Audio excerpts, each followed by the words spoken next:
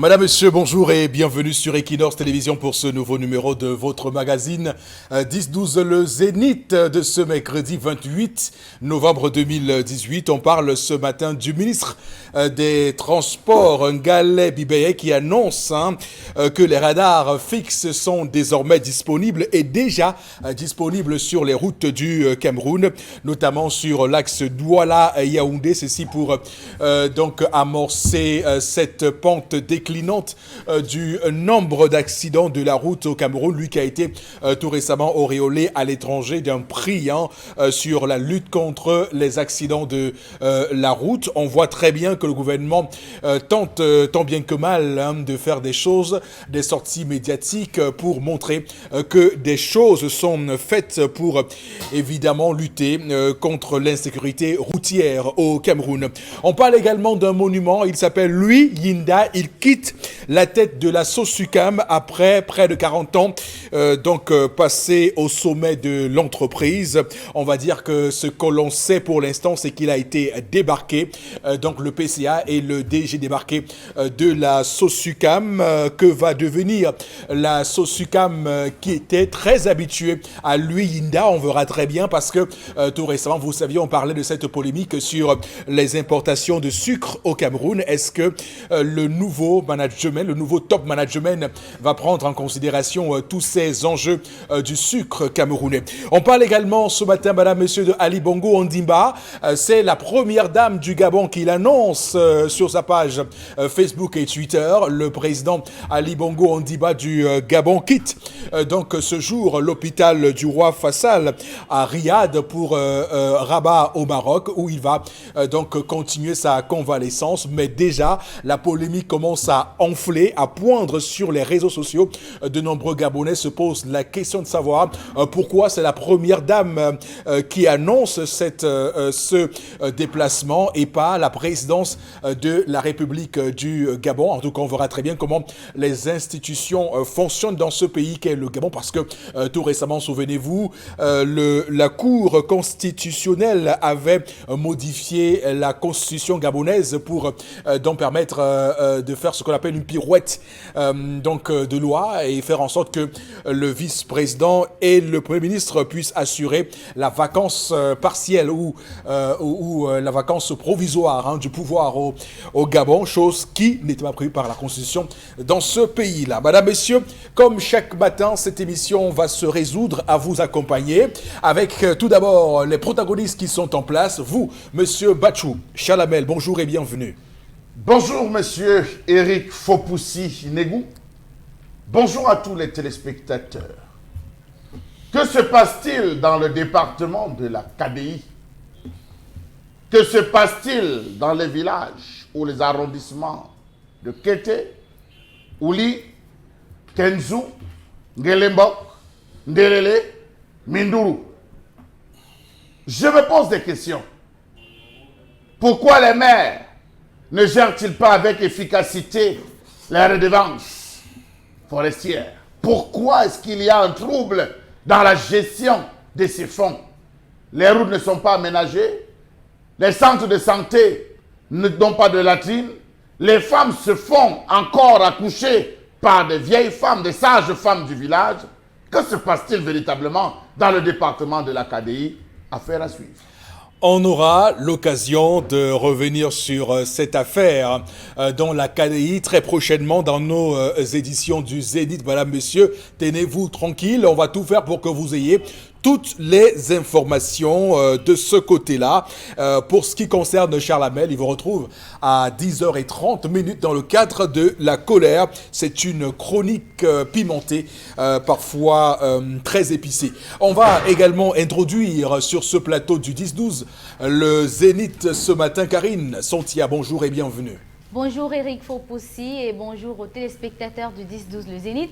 Un bonjour spécial aux populations d'Abombang et surtout au sous-préfet de cette localité qui a été acclamé comme un héros après être rentré avec son véhicule.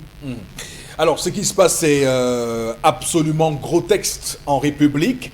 Vous le savez, nous sommes les garants de la res publica, de la chose publique au sens aristotélicien du terme, pour dire qu'il est quand même terrible que les populations en soient à chanter, à faire du boucan, à célébrer un sous-préfet qui reçoit son véhicule reçu du ministère de l'administration territoriale. Il festoie et c'est à se demander, est-ce que le sous-préfet, lorsqu'il va traverser les routes boueuses, les routes carcassées d'Abomban, est-ce qu'il va les transporter dans cette 4x4, dans cette voiture dernier cri? On se pose cette question. Chalabé, vous souriez.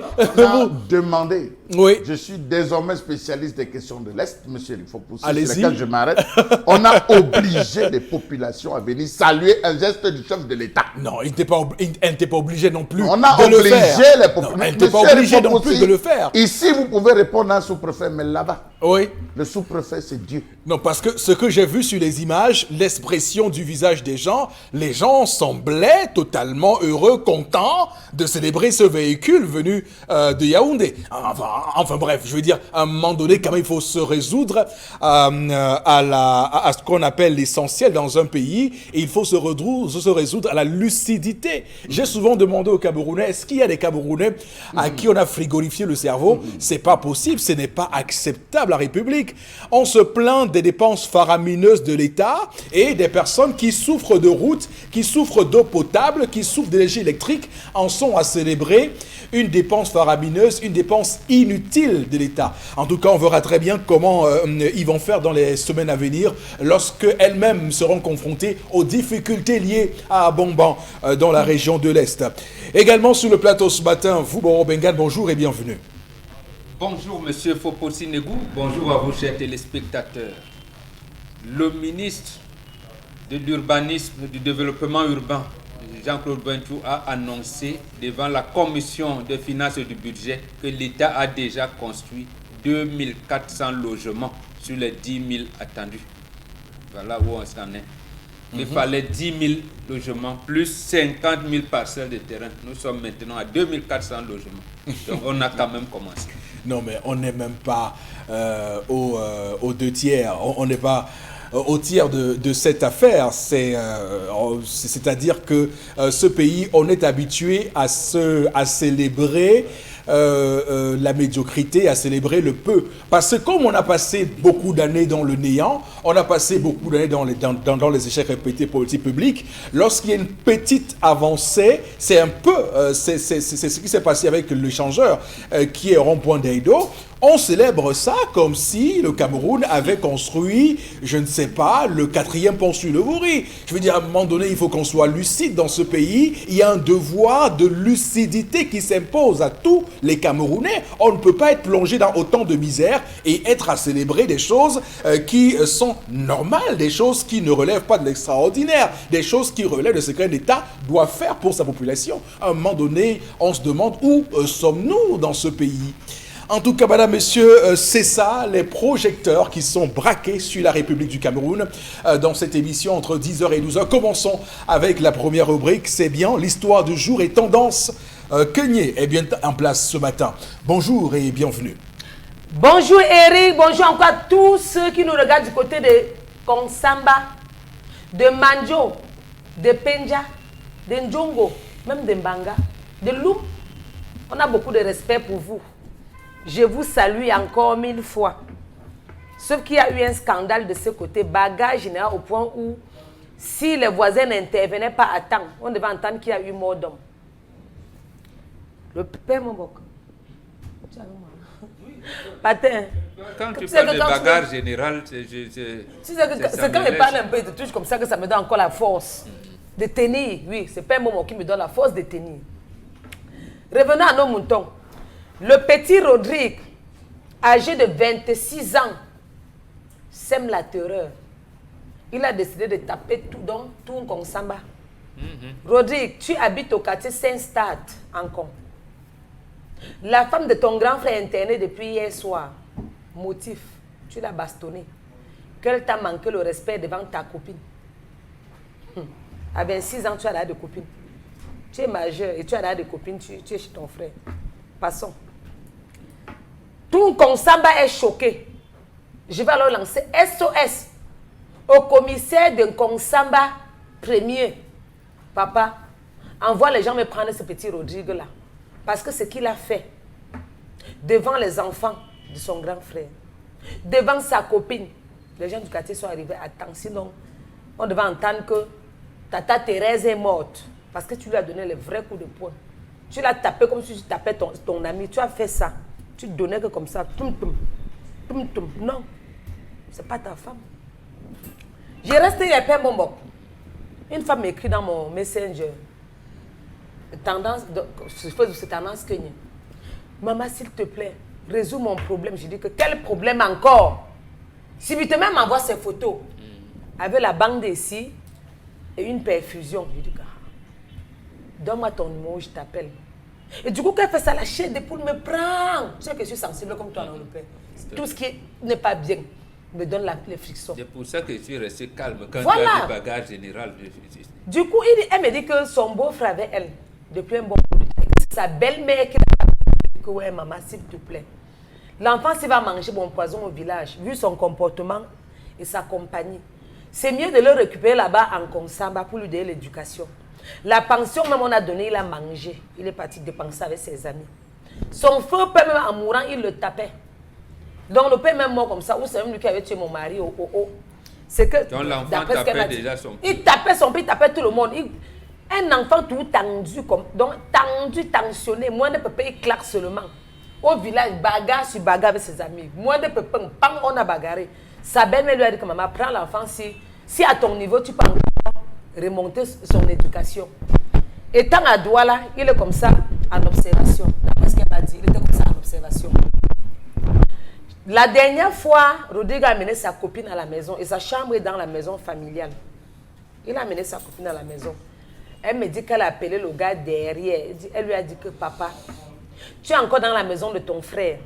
S'il est même au courant que je t'ai vu entrer là-bas avec une femme, vraiment c'est que mon mariage va finir. Et elle a 2 enfants. Elle dit que les enfants, s'ils sont encore petits, quand tu amènes tes copines, elles font les bruits. Mes enfants, tu vas traumatiser les enfants. C'est de toi et en moi, entre toi et moi là. Le gars dit, ok, j'ai compris. Alors qu'il était assis sur ses oreilles. Deuxième fois, c'était hier. Donc elle a cru que le gars va amener les copines. Hier, donc elle rentre du marché. Et tout le gars assis au canapé, en train de s'emmouracher avec sa copine, pas petit. Ce n'est pas le genre d'emmouracher comme ça. Non. C'était le emmouraché appliqué. Oui, bébé, oui, mon cœur, je t'aime. Tu sais qu'elle t'aime, non? Et les enfants étaient là. Erika me dit qu'elle a pris feu. Elle a commencé à bavarder, mais depuis quand?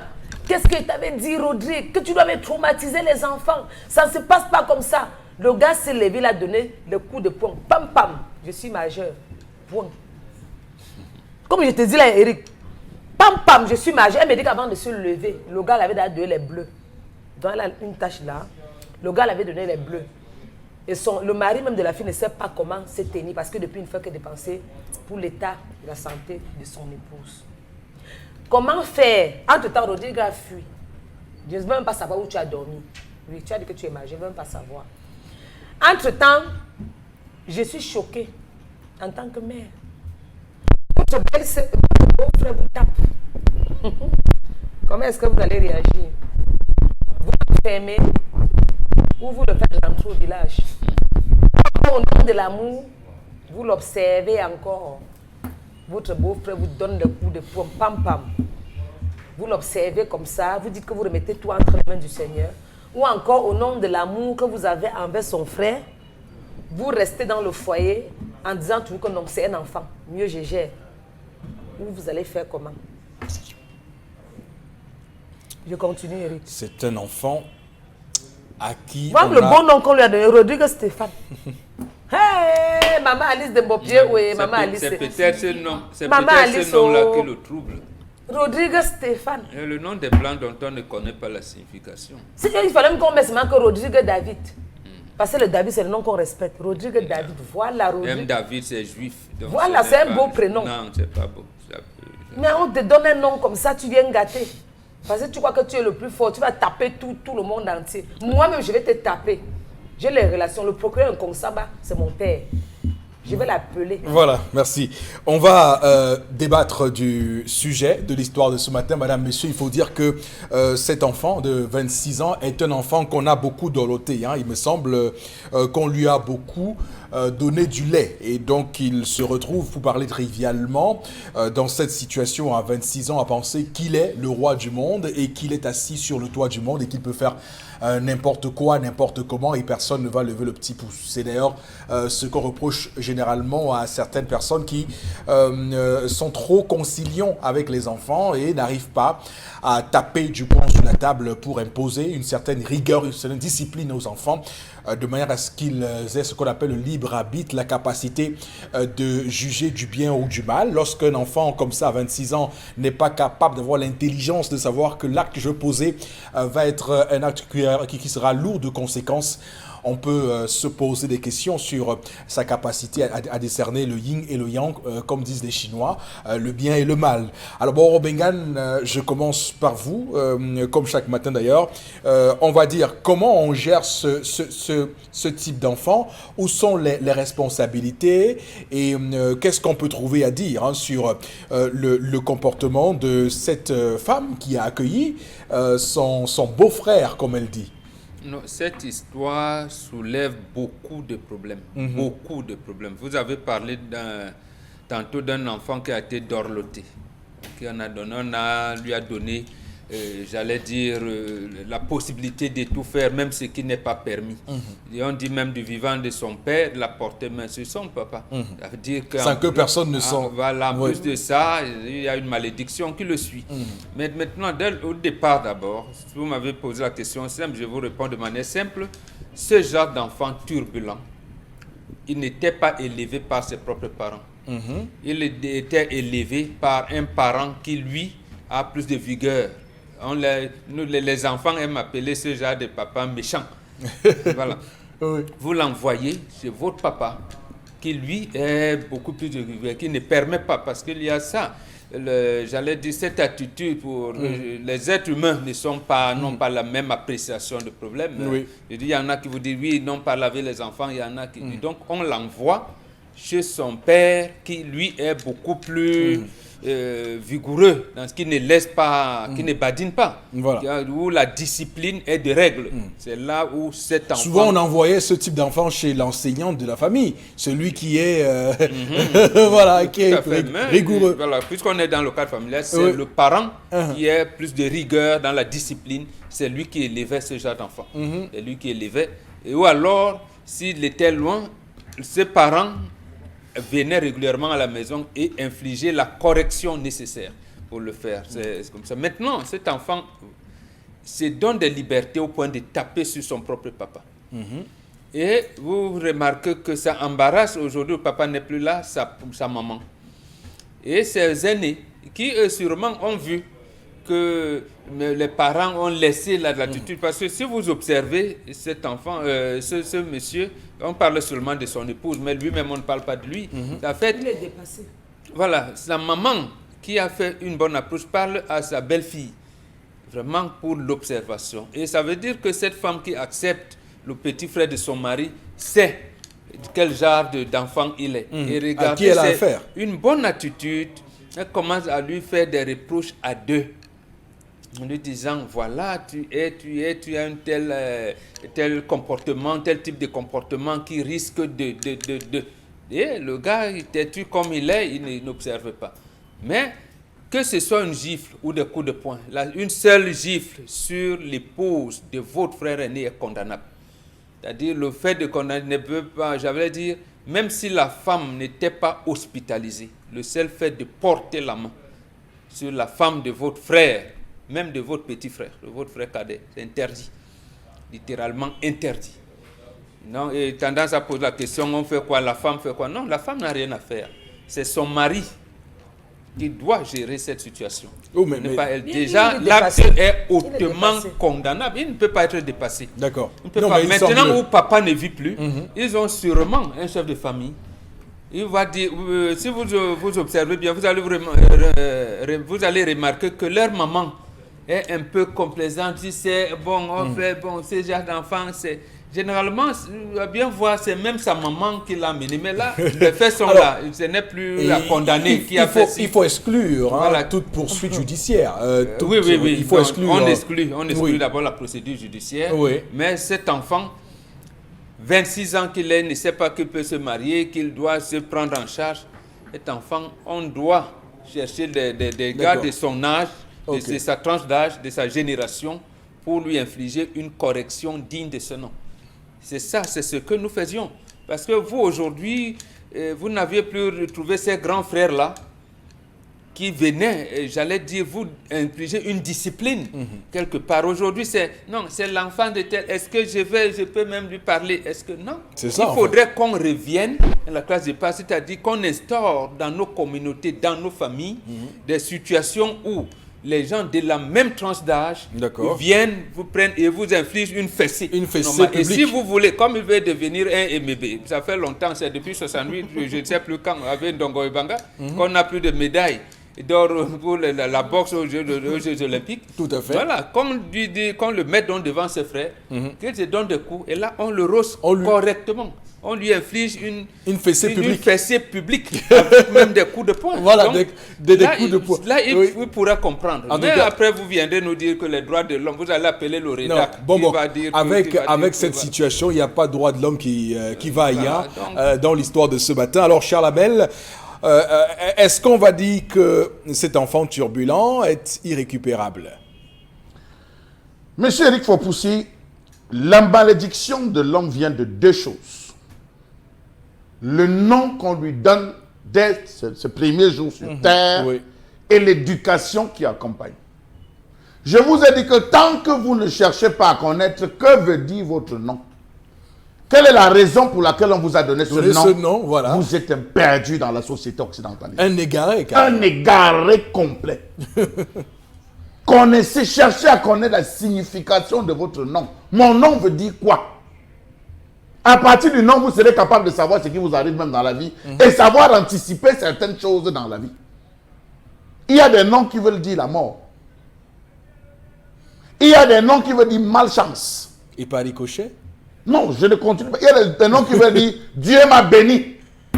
Vous regardez la vie de ces personnes reflète. Ça, c'est un nom. Je vais vous raconter l'histoire d'un lieutenant-colonel qui a eu le nom, qui a hérité, dont son père lui a donné le nom de son propre père. Oui. Son père l'a élevé, tous les jours il l'appelait mon père, par respect. Donc, le nom de son grand-père. Oui, un jour, dans le gars a un bruit avec son père. Il a corrigé son père en lui disant, je ne te tape pas comme mon père, mais je te tape comme étant ton père. Non, monsieur, il faut aussi. Vous voyez, ça vous fait rire. Non, mais c'est pas possible. Non, ça vous fait rire. Mais c'est un lieutenant-colonel. Il est encore en service, il est vivant, il va se reconnaître. Non, mais vous nous amenez, vous la chance. J'ai dit, il a corrigé son père, il dit, je ne te corrige pas comme étant ton fils, mais comme ton père. Ça fait rire justement tout le monde. Et il s'est tourné, il est parti. Et après, on lui a donné raison.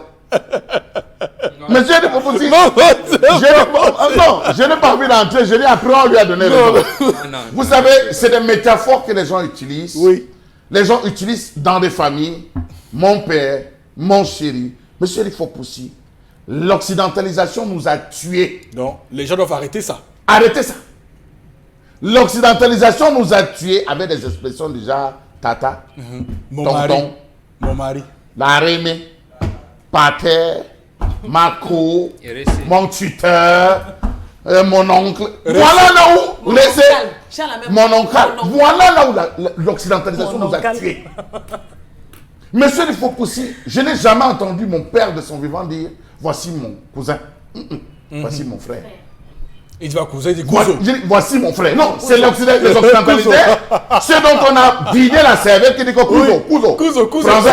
C'est mon cousin. Lui, c'est mon cousin. Voilà. Donc, voilà là où on se retrouve avec des expressions. Je salue cette femme parce que c'est cette femme qui a accueilli cet enfant. Cette femme a posé l'acte le plus noble qui soit. Et je salue l'initiative de cette femme. Oui, pour une fois. Je sais reconnaître quand même des valeurs. Elle a accueilli, je lui tire un coup de chapeau.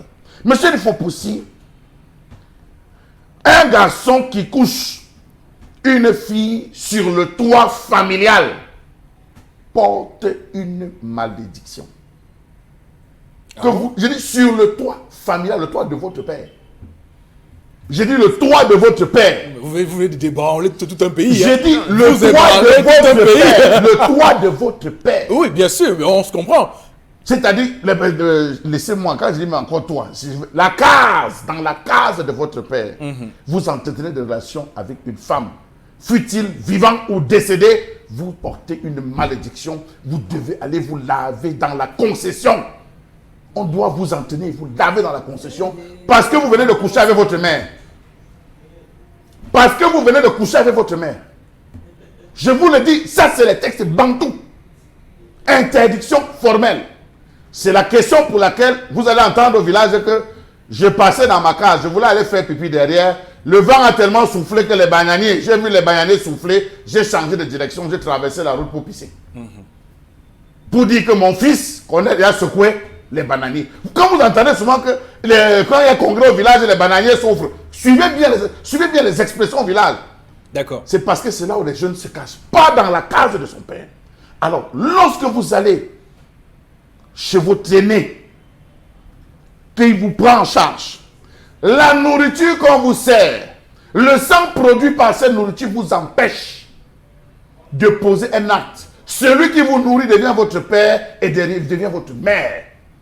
Ça veut dire que cet enfant de 26 ans a frappé sur sa maman. Ce n'est pas sur la femme. Depuis que je vous entends parler, vous dites sur la femme. Non, il a tapé sur sa maman. Il a le toit, il a le gîte, pour parler comme les occidentalistes, il a le gîte et il a le couvert. Monsieur il faut pousser. Je vous ai dit que je m'inquiète encore sur Mbombok. La démocratie de Mbombok est trop forte. Ce type d'enfant était puni du bannissement. On le bannissait de la famille. Laissez-moi vous dire. On le bannissait de la famille. Interdiction formelle de lui parler. Celui qui lui parlait portait la malédiction. Ça pouvait aller sur 1 ou 2 cycles. Non, c'était graduel, Kralamel. J'ai dit, poser la main sur sa maman. Oui. Poser la main sur sa maman était sensible d'un bannissement. On ne t'adresse pas la parole. Je vous prends le cas d'un village Bazou, où un individu empoisonné, il a empoisonné toute une famille qui était décédée. On l'a banni. Il est interdit des associations, interdit de discuter. Vous le saluez, vous portez la malédiction. Ce gars est aujourd'hui. Il faut qu'il mesure la dimension de l'acte qu'il a posé. Il n'est accueilli chez personne. Tu as voulu vivre comme quelqu'un qui est un sans-famille. Vas-y. Il va porter 6 mois, il reviendra s'agenouiller et comprendra la portée de l'acte qu'il aura posé. Donc, monsieur Fopoussi, ici, je le dis, c'est le bannissement pur et simple. On ne lui adresse pas la parole. Donc, non, enfant irrécupérable. Une seconde, non. Non, ça va le changer. Justement, le bannissement, Chalamel, a posé ceci que vous n'avez pas le droit de rassembler les gens pour demander les excuses. C'est ça le bannissement. C'est le suprême, c'est l'acte suprême. Après le bannissement, c'est la mort. Donc, cet enfant, on va de manière graduelle, même si son papa vivait, on lui inflige une correction publique. Justement, avec la possibilité pour lui de demander pardon. Et c'est quelqu'un d'autre qui appelle à votre nom. Donc, le bannissement, là, c'est l'acte suprême. D'accord. Il faut frapper. Mais qui arrive quand, justement, pour ce cas de, vous avez parlé de gars qui a empoisonné, oui, là, c'est le bannissement. D'accord, c'est compris. Karine Sontia, vous donnez votre lecture. Oui, allez-y. La remarque que je fais ce matin, c'est que cette femme est une femme forte, une femme assez courageuse qui accepte de vivre avec un garçon de 26 ans dans la même bien maison. Élevée. Parce qu'on note qu'à 26 ans, normalement, il devrait être marié. Si on était dans la société de Mbombok et de Charles Hamel, il devrait être marié. Vous dites qu'il est dans votre société d'occidentalisme. Oui. Voilà, oui. merci. Il devait être marié, père d'enfants et ne plus quémander le toit. Mais l'a-t-on formé à se marier à cet âge? Je termine. Non, on ne l'a pas formé. Qui forme le garçon à se marier? Ce sont ses parents. Ça, je suis dit que là, on ne l'a pas prédisposé. Non, mais vous n'avez pas dit que c'est le papa. Mais je dis ses parents.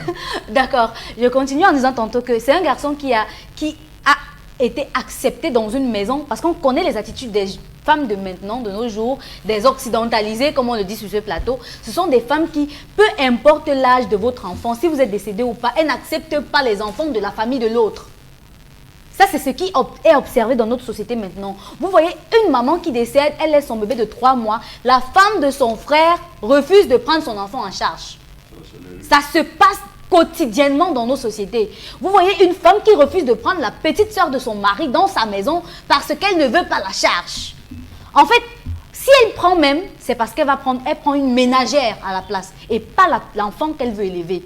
Donc, c'est une femme qui est assez courageuse, qui a accepté d'être la maman d'un enfant qui pourrait être son petit frère et pas l'enfant qu'elle a accouché.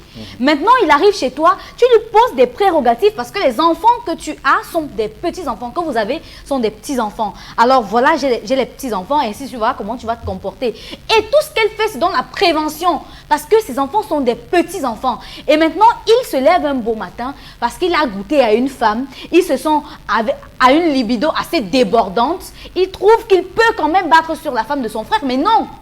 Moi, je ne peux pas accepter de rester au niveau de la bastonnade publique parce que l'humiliation que cette femme a subie est à nul autre pareil. On ne pardonne pas ça.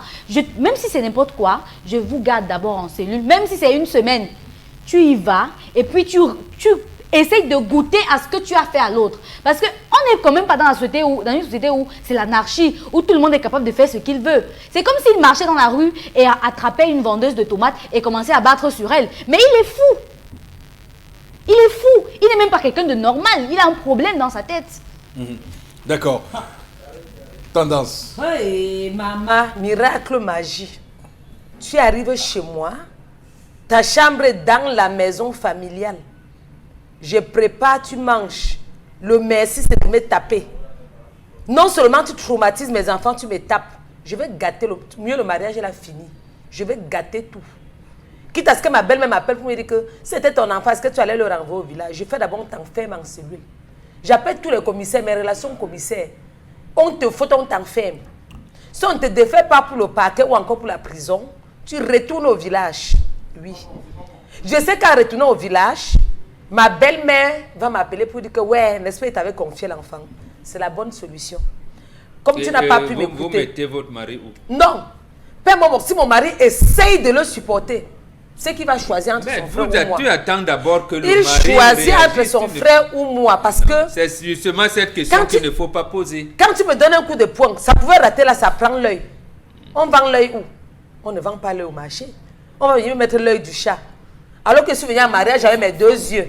Devant mes 9 mois de grossesse, mes 2 petits-enfants, quel traumatisme. Mes enfants que je n'aime jamais eu. Quand il y a souvent les problèmes avec mon mari, on discute dans la chambre, on ne veut même pas impliquer les enfants dedans parce qu'on veut que l'éducation des enfants soit comme ça. Tu viens me taper devant mes bouts de choux et je te caresse au sens du poil. Tendance, que ce soit devant les enfants ou pas, que cette femme ait eu des enfants ou pas, vous giflez, seulement simple gifle. Vous êtes allé au coup de poing pensant que c'est parce qu'on a donné des coups de poing que c'est mauvais. Une seule gifle où il n'y avait même pas de témoin, c'est condamnable. Pas un bonbon, mais c'est énervant. L'enfant, papa, une mère parole déplacée. Rodrigue, tu as tout. Donc, vous faites comme si non, c'est parce qu'on a failli pocher l'œil. Tu as 26 ans. Une seule gifle n'est pas bon. Tu as 26 ans, on te donne encore à manger. Tu n'as pas honte. Tes égos sont déjà mariés. Oui, ok, il a dit, les 5 n'ont pas les mêmes tailles. Mais étant sur mon territoire, tu me respectes, tu marches comme je te demande. Pas de copine. Je ne veux pas te voir avec une copine. Si c'est comme ça que tu veux commencer, tu n'auras pas d'amis. Je ne veux pas savoir si tu es majeur ou pas. Je ne veux pas te voir avec une copine. Logique que je te vois avec une copine, je saurais que tu es grand et que tu peux louer une chambre et vivre avec ta copine. Point. Taper qui? Moi, quand j'ai tendance. Hey! Situation à Dieu, c'est les capelles, sont mieux dans ma boîte. C'est que papa, je vais appeler même mes petits frères. Donc je vais impliquer tout le monde dedans, non? Comment?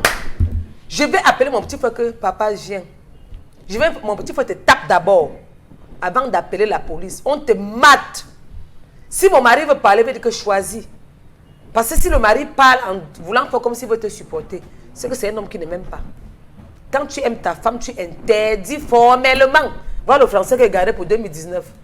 Qui sort à l'antenne, qui sort ce matin. Oui, mais si sa femme l'aime, elle attend que le mari réagisse. Je te ne prends pas les décisions à la place du mari. J'appelle mon mari, lui dit que c'est moi qui suis à la maison avec lui.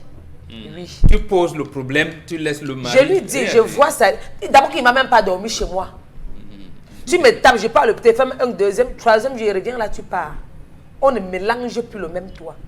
Qu'est-ce que mes copines vont dire? Qu'est-ce que ma mère va dire? Donc je vais débarquer chez nous avec un œil bandé, Ce n'est pas que mon mari m'a giflé, mon beau-frère. Oh.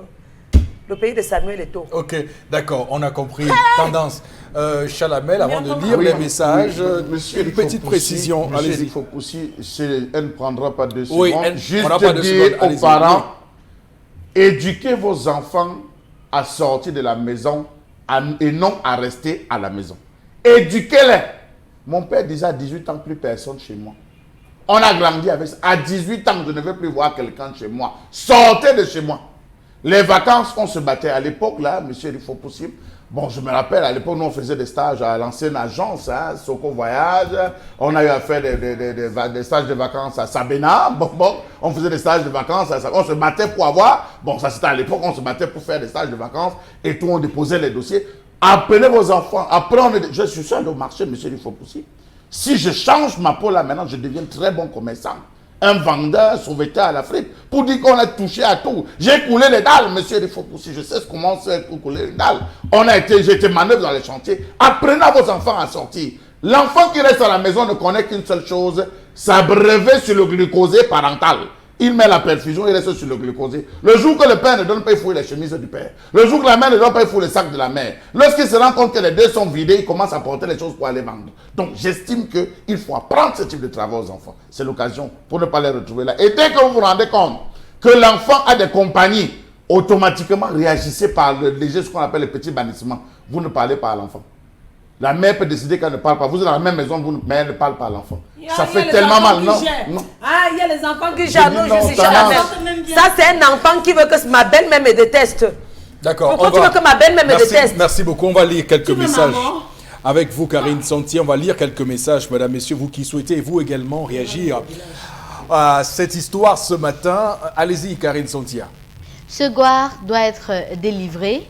Il a des démons ou alors il est simplement maudit. On ne touche pas aux parents. Steve Akribi qui nous écrit ce matin. Bonjour, voilà, moi c'est Jean Agarois. Je dirais que c'est pas un enfant car tous les actes qu'il cause sont criminels. D'ailleurs, ce sont les parents qui sont à l'origine de ce caractère de l'enfant. On n'élève pas le chien le jour de la chasse. Un autre message par rapport à l'histoire du jour, cet enfant mérite une fessée publique et être jeté en prison car il est un danger pour la famille et la société. Denis de Diboum 2 qui nous écrit ce matin. Alors pour l'histoire du jour, je pense que l'éducation de cet enfant a été ratée. Il est majeur et qu'il a besoin d'intimité pour lui et sa copine, qu'il libère la maison de son frère aîné. Cédric Lemani depuis Ange Raphaël qui nous écrit ce matin. Alors, voilà, comme vous êtes dans le Grand Nord, restez-y. Allez voir du côté de Ngaoundéré, plus précisément à l'École nationale des sciences et de la médecine vétérinaire. Ça, c'est un message d'aujourd'hui par rapport à l'action d'hier, sciences vétérinaires, surtout en ce moment de la grève des enseignants du supérieur au Cameroun. Là-bas, c'est grave. Chaque élève a déjà marqué 3 ans dans la même classe et voici la 4e année qui a commencé. Les enseignants déjà en nombre très insuffisant refusent de faire cours, faute de rémunération depuis longtemps. Bravo. C'est sur ce, mesdames, messieurs, qu'on va transiter pour se retrouver à la colère de Charles Hamel. Merci de votre fidélité sur Equinox Télévision.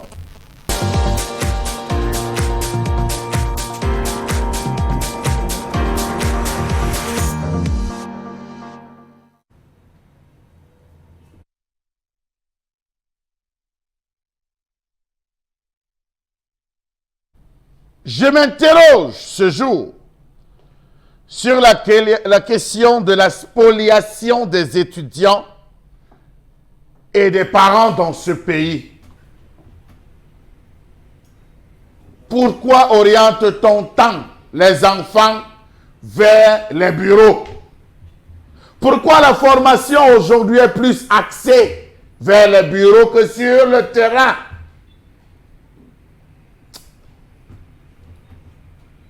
Je m'interroge sur le trop-plein d'établissements scolaires, le trop-plein des instituts de formation privés, sur le trop-plein de ces centres de formation qui encaissent beaucoup d'argent, trop d'argent. mais dont les débouchés sont infinis. Comment comprendre qu'on organise trop de concours pour ponctionner les poches des parents alors qu'on connaît d'avance la liste des admis? ENAM, IRIC, ENS, École normale supérieure, ESTIC et j'en passe. EMIA, concours de la police et tout ce que vous voulez.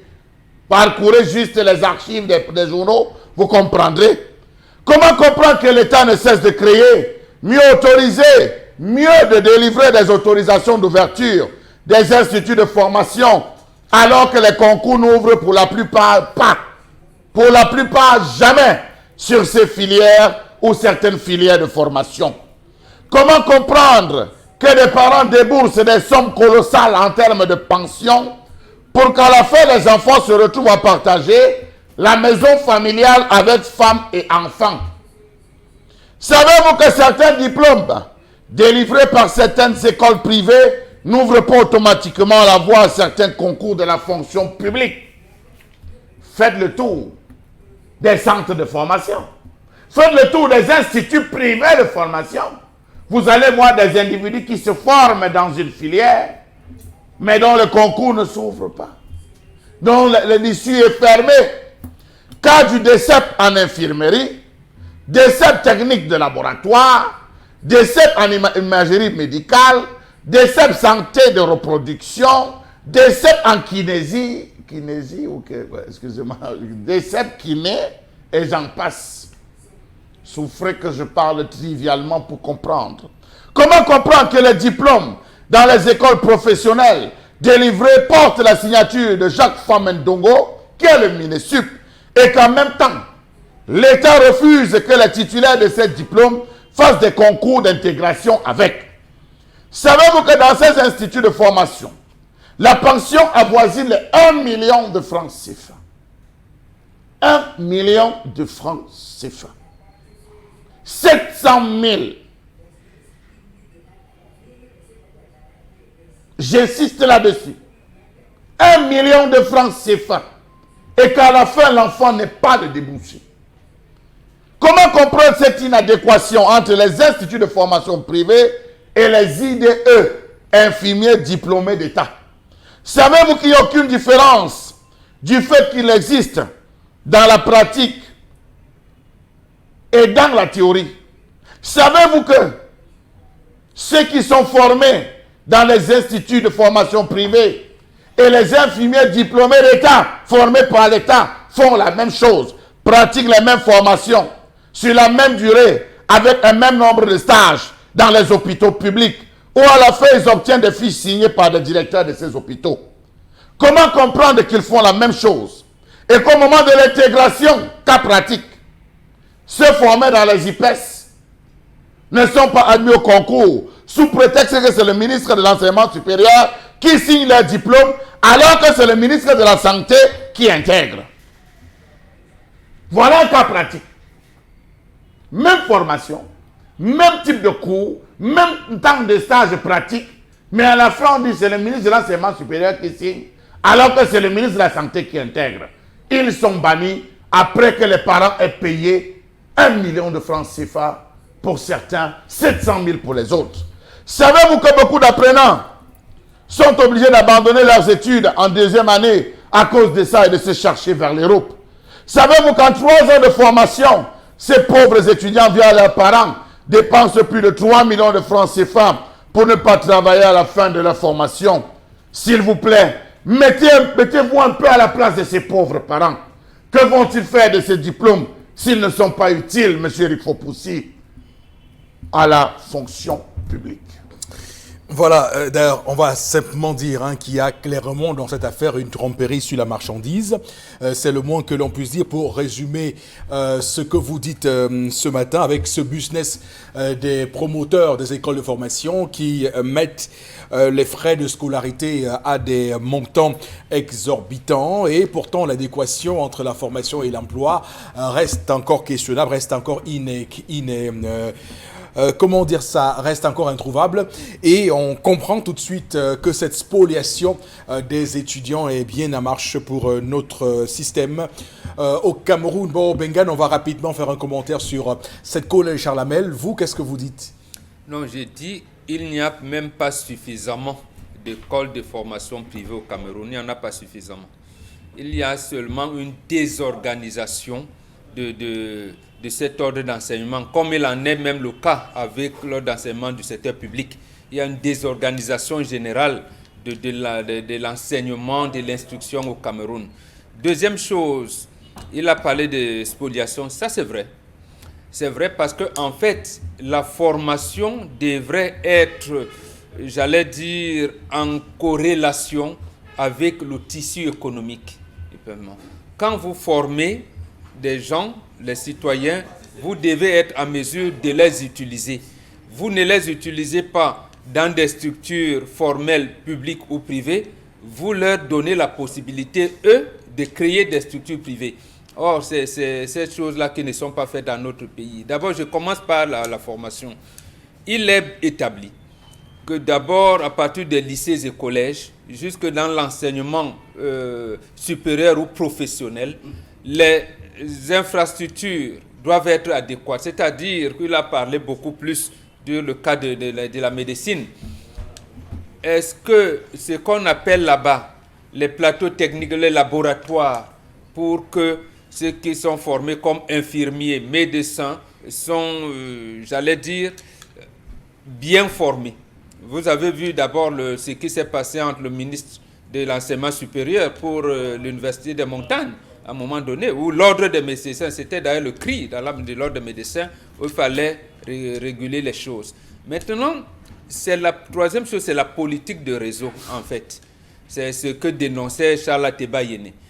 J'ai des cas précis où ils sont venus, les Camerounais se sont formés en RDC. Ils sont venus, on a recruté certains partout, et d'autres même sont encore en train de se battre pour l'équivalent des diplômes, alors qu'ils sont sortis de la même promotion, sont arrivés au même moment, où l'ordre des médecins même ne les inscrit pas, parce que au niveau de la direction de l'équivalence des diplômes à Yaoundé, on fait des trucs. C'est la politique de réseau. Maintenant, la spoliation, l'État a laissé faire, malheureusement, parce que l'État n'existe plus.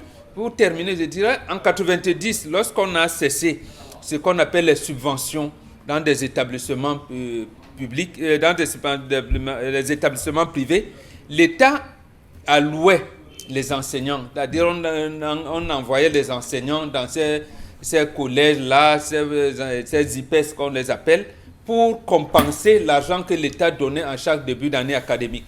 À un moment donné, non, l'État a délégué cette fonction-là à n'importe qui, sans contrôle, et l'argent est entré. Quelqu'un vient, vous donne, délivre une autorisation d'exercice, alors que vous n'avez même pas encore de bâtiment. Il n'a pas regardé vos laboratoires si vous êtes dans ce cas. Et imaginez même que le gouvernement est arrivé à un jour où c'est le ministère de l'Agriculture qui délivrait les autorisations des GIC Santé.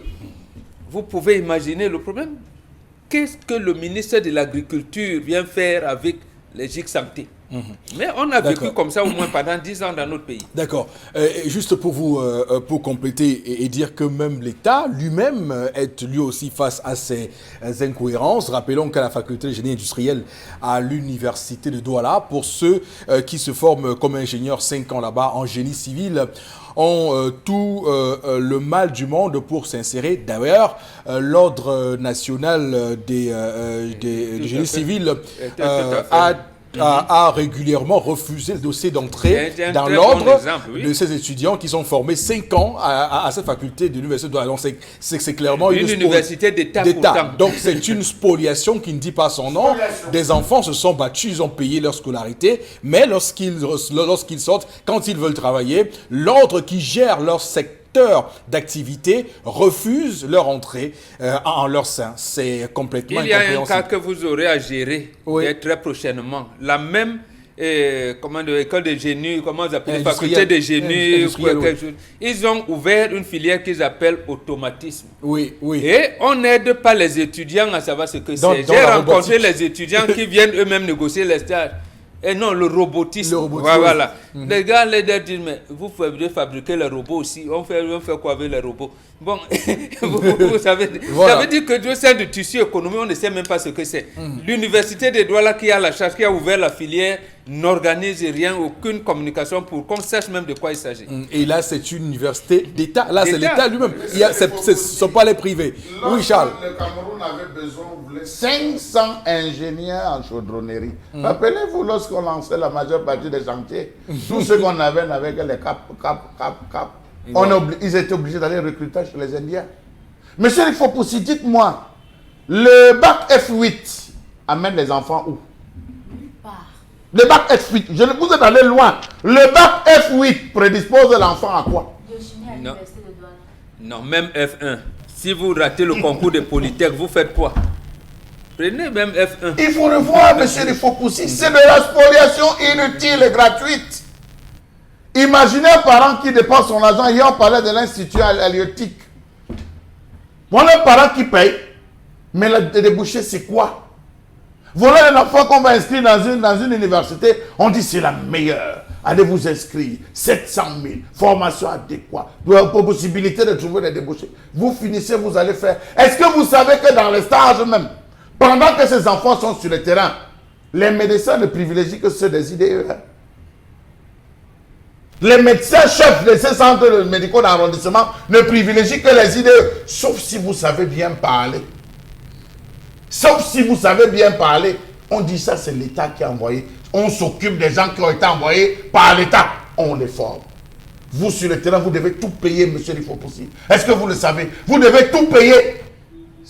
Les enfants qui sont des écoles privées, lorsqu'ils arrivent, ils doivent payer les gants, ils doivent payer l'eau de Javel, ils doivent payer l'alcool, ils doivent payer les seringues. Et encore 5 000 comme frais de logement, vous le savez ça? Alors, je dois vous dire que dans ces écoles privées, C'est pas possible. Je dois vous dire que dans ces écoles privées, il y a également ceux qui viennent des IDE. Parce que comme vous le savez, ça se passe par concours. Et lorsque vous réussissez au concours des IDE, on vous reverse dans les différentes écoles qui sont affiliées dans cette formation des IDE. C'est généralement les écoles tout à fait privées. Donc, je tiens à le préciser. Donc, entre les étudiants d'une même école, il y a ceux qui viennent du contingent qui ont passé le concours des IDE et ceux qui sont venus à la formation simplement. Et donc, c'est là qu'il y a cette injustice que vous dénoncez. Le drame, monsieur, il faut pousser. Oui, Charles le Abel, oui. drame, je vais vous dire, c'est que je connais certains promoteurs Oui. de ces écoles qui, face à la difficulté que les étudiants rencontrent, se sont retrouvés à ouvrir des cliniques. Se sont retrouvés à ouvrir des centres. Je vous l'ai dit, je ne peux pas citer les noms là, mais nombreux là sont ceux qui ont fini par ouvrir des centres où lorsque l'enfant finit, il continue dans les différents centres en attendant de trouver un bon travail. D'accord. C'est quand même une incongruité. Bon. Alors, Karine Sonti, à Alors vous. moi, oui. je veux juste soulever le problème de l'inadéquation de la politique publique de l'éducation aux besoins terrain. Le Cameroun a un certain nombre de besoins. On observe que dans les périodes de 2000 à 2005, ainsi de suite, les formations qui étaient les plus en vue, selon certaines observations, étaient les formations sur la douane, les métiers de la douane, c'est-à-dire déclarant en douane et ainsi de suite. Mais après, nous sommes entrés dans les métiers de la fiscalité et de nos jours, maintenant, nous sommes dans les métiers de la communication. Ça veut dire qu'on n'observe pas l'évolution du terrain pour mettre sur pied une politique publique de l'éducation. Parce qu'on sait qu'il y a un besoin dans la santé, on crée juste une formation en F8. Et après, l'enfant, quand il sort, il fait quoi? Elles sont obligées, après avoir raté le concours de la faculté de médecine, après avoir raté le concours des IDE, elles sont obligées d'aller se réfugier à l'université, filière biochimie, chimie, machin, chimie, ainsi de suite. Donc, du coup, elles sont perdues. Si vous interrogez même ces filles, ces étudiantes-là, elles vont vous dire qu'elles ne savent pas ce qu'elles font à l'université. Parce que ça n'a rien à voir avec ce qu'elles ont appris. Ok. Oui, tendance. Eric, Charles Amel lit toujours dans mes pensées. Cesse de lire dans mes pensées. C'est comment? J'ai pour moi, Charles Amel, tu étais obligé d'avoir le bac, papa. J'ai payé une pension 1 million, j'achète encore les fournitures scolaires dedans. Il dit, ma tensiomètre. Pour le tensiomètre, c'est quoi? Maître, montre infirmier. C'est infirmier. Montre pour infirmier. L'argent sort que de mes poches. Les paires de gants, j'ai dit que stop. Si j'entends encore qu'on a dit à l'école que il faut les tensiomètres, il faut les seringues, c'est que tu vas arrêter. Parce que c'est moi qui ai retiré mais 1 million, ça compte avec tout. Il me dit que non. J'ai oublié qui j'ai Formal, ça va venir. Papa. Donc on va encore inscrire les formules. Les 1 million là, donc j'ai tout fini l'année ci avec pardon. Prépare déjà l'eau de Javel. Prépare l'eau de Javel. Hey, il faut les cotons. Ok. Mais il faut... Pas plus tard qu'il y a 2 jours, j'ai rencontré un Camerounais qui m'a dit qu'il était dans une formation, le centre de formation en démocratie, droit de l'homme et gouvernance. Il lui a dit, mon frère, tu vas sortir pour faire quoi? De formation en démocratie, gouvernance et droits de l'homme. Mais je me dis, mais tu vas sortir, faire quel genre de travail? Madame, monsieur, merci infiniment à vous. C'est la spoliation de nos étudiants au Cameroun. On les a pas avec ce type de formation sans queue ni tête.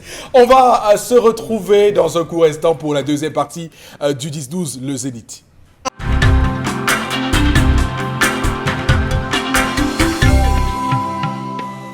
Madame, monsieur, pour la deuxième partie du 10-12, le Zénith. Nous sommes le mercredi 28 novembre 2018 avec évidemment un vrai plaisir, un plaisir non dissimulé à vous accompagner et à parler des choses de la République, de la chose publique. Permettez-moi ce pléonasme. On va tout de suite retrouver les messages que vous nous envoyez et vous savez ce qui arrive. Après, ce sera la revue des réseaux sociaux. Donc, Karine Santia, on fait recours à vous une fois de plus. Alors, cet État, même quand il lance les concours, combien de personnes demande-t-il? 5, 10, avec des centaines de personnes formées des années. Sandrine, eh bien, même quand tu essaies de payer cette formation pour avoir le stage, il faut les relations. C'est Sandrine qui poursuit son message. J'ai fait l'école normale de Bambili. Après avoir eu l'écrit, on nous a convoqués à un entretien oral où on m'a demandé la date de création du RDPC, et question qui m'a disqualifiée. Où est le lien entre les questions et mon concours? Je ne comprends pas, expliquez-moi s'il vous plaît. Non, il s'agit de l'histoire du Cameroun. Non, il y a ce qu'on appelle la culture générale. Même si vous voulez être médecin ou ingénieur, oui. Il y a une partie de culture générale. Et la question, c'est la création du RDPC. Oui, ça, on peut même vous demander... C'est l'histoire politique du Cameroun aussi. Oui, tout à fait. Non, mais on aurait pu demander du EDF, du MRC. Pourquoi spécialement le RDPC? Ça s'explique. Non, on peut demander le MRC. Ça veut dire que si on demande à un concours que parlez-nous de la coopération sino-camerounaise, on dit que vous pouvez venir concours de médecine ou de Bambili, Andes de Bambili, on vous demande le nom du directeur de l'UNESCO. Bon, oui, ça c'est possible. Ça c'est possible, mais cette question partisane, vous ne pensez pas que c'est quand même un peu grotesque? Mais l'UNESCO n'est pas partisan puisque les Américains ne sont pas l'UNESCO. C'est aussi politique. Je dis que c'est parti politique. Mais ici, il faut demander les partis politiques, autant demander 3 partis politiques. Mais à un candidat, on demande le RDPC, à l'autre, on peut demander notre parti politique. Non, demandez-lui 3 partis politiques, RDPC, UPC. Le problème, c'est de savoir si c'est une question colle, qu'il a vraiment disqualifié ou pas. Mais lui dit que c'est ça qu'il a disqualifié, ce n'est pas sûr. Puisque dans la culture générale, on ne vous pose pas une seule question. Mais qu'est-ce qui signifie que c'est parce qu'il n'a pas su la date? Cette question est semblable à cette affiche de Le choix du peuple dans un livre au programme cette année. Cette utilisation... Le choix du peuple. Le choix du peuple ou le meilleur choix. C'est comme ça. Le concours de l'ENS, c'est normal qu'ils le connaissent, c'est normal qu'ils le sachent. On ne doit pas accepter que les gens viennent imposer leurs aspirations partisanes dans les concours. Ce n'est pas imposé, c'est un enseignant qui va apprendre à ses apprenants et l'histoire de Oumniobe, de Paul Samba, de Paul Biya, de Aïdjo. L'avènement de la démocratie, l'avènement du multipartisme. Des institutions du Cameroun. Je vais vous rappeler l'histoire, c'était lors de l'oral, d'un examen où un individu passe dans l'oral. Et on lui pose la question de savoir quel est le nom du maire de Gari-Gombo. Il a insulté. Non, mais... Il a insulté.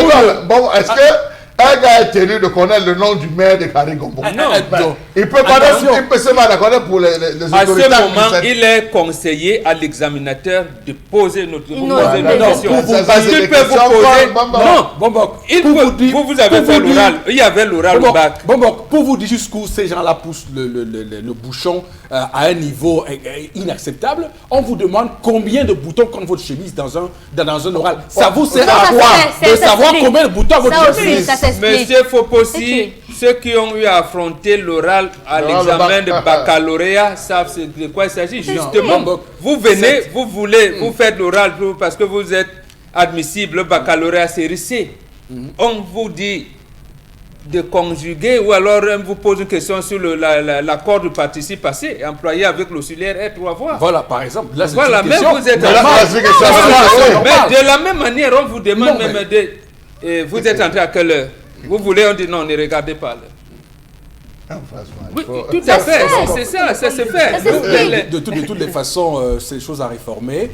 On comprend pourquoi le Cameroun troste aux dernières places de Non, tous les ça se classements fait mondiaux. même en Allemagne. Non, non, je veux dire, Même tu en prends- Allemagne, non, ça se Bombok, fait. ça ne se fait pas comme En ça. France, Non, alors, non, l'avantage. en France, Oui. c'est pas comme ça en C'est France. l'histoire sociopolitique du J'ai- Cameroun. j'ai été- Un j'ai- enseignant devrait le j'ai- connaître. J'ai été dans le système universitaire français, ça n'a jamais été comme ça. Donc attention, il faut qu'on sache ce qu'on veut. Et regarde, on dit que je compte le bouton de mon Non, mais tu Tu n'as ne pas le comptes droit, pas, sauf tu dois que tu n'as pas le connaître droit ce de qu'on a regarder. à la Regarde, tu comptes. On dit que J'ai ça combien dans la tu- tête comment? Est-ce qu'il porte mon habit? Je compte le bouton qui est sur la tête. Non, c'est une colle, on veut te coller, c'est tout. Parce que si Maman, les gars sont et inspirés. il faut dire que si tu es de ceux qui, parce que vous savez, ces concours-là, on sait comment ça se passe. Il y a ceux qui, d'ailleurs, on a vu déjà, on a fait ici l'école normale supérieure ici de Berthois, où un individu a réussi à l'examen en ayant son nom dans deux filières Dans deux différentes. filières Donc, différentes. à un moment donné, quand même, il y a des questions qui peuvent remettre en question la sincérité de certains concours au Cameroun. Lorsqu'on dit ça, on ne dit pas que les questions de culture générale ne sont pas susceptibles d'être posées, mais si on veut aller dans les partis politiques, qu'on y aille vraiment. Enfin, si j'avais entendu un jour qu'on me demande, c'est que tout le temps, c'est le RDPC qu'on demande. Si on demandait le MRC, par exemple, ou le SDF, ou je ne sais pas, parti univers, tous ces partis politiques-là, ok, nous sommes d'accord, Mais ça mais c'est attention. bien progressivement. Est-ce que Non, c'est à non. une seule personne? Il y a plusieurs candidats. On peut poser ça à Ok. d'autres candidats. Allez-y En tout cas, pour ce coup de gueule. Non, sincèrement, il fallait ce coup de gueule ce matin pour bien se sentir au Cameroun. Allez-y. pourquoi les ordinateurs n'ont pas été remis aux étudiants du privé? Pourtant, nous avons été enregistrés. Parlant de Non, il y a une l'UIT, deuxième phase qui est prévue. Voilà, c'est hein. pas encore fini. Yeah. La distribution n'est pas encore terminée. parlant de l'UIT, de Douala, pourquoi ces gens-là se font de l'argent là en licence? Par exemple, licence après une pension de 500 000 francs CFA. Les photocopies sont aux frais de l'étudiant, sans oublier leur polo de 5 000 francs, sans valeur. Vraiment, c'est le public ou le privé. Rostand de Ndorbonne qui nous écrit ce message ce matin. Diplôme d'état d'infirmier est un diplôme professionnel. La licence professionnelle en soins infirmiers est un diplôme académique. On accède aux écoles des IDE par un concours et l'autre sur étude de dossier. Le députaire n'a pas signé. Oui, c'est bon à savoir. Et c'est ce que j'ai dit. J'ai dit ici Tout à que dans ces écoles privées, il y a ceux qui viennent du contingent du concours des IDE Voilà, et ceux tout qui à sont fait. inscrits normalement. Donc c'est une précision importante à faire. Mais ça reste quand même une injustice parce que même si on suit une formation sur la base du dossier, c'est pas une formation au rabais. On doit faire en sorte que celui qui sort de l'école soit capable d'arrêter une seringue, soit capable de Voilà. faire 2-3 choses. Sinon, à quoi sert cette formation au final? À quoi sert cette formation au final? Allez ouvrir des Notre message. petites proformations quartiers, des petits endroits pour injecter les hommes. Voilà. Moi aussi, j'ai composé Polytechnique de Yaoundé. J'étais sûre de passer, mais je n'ai pas vu mon nom. Et j'ai vu des amis passer en donnant 2 millions.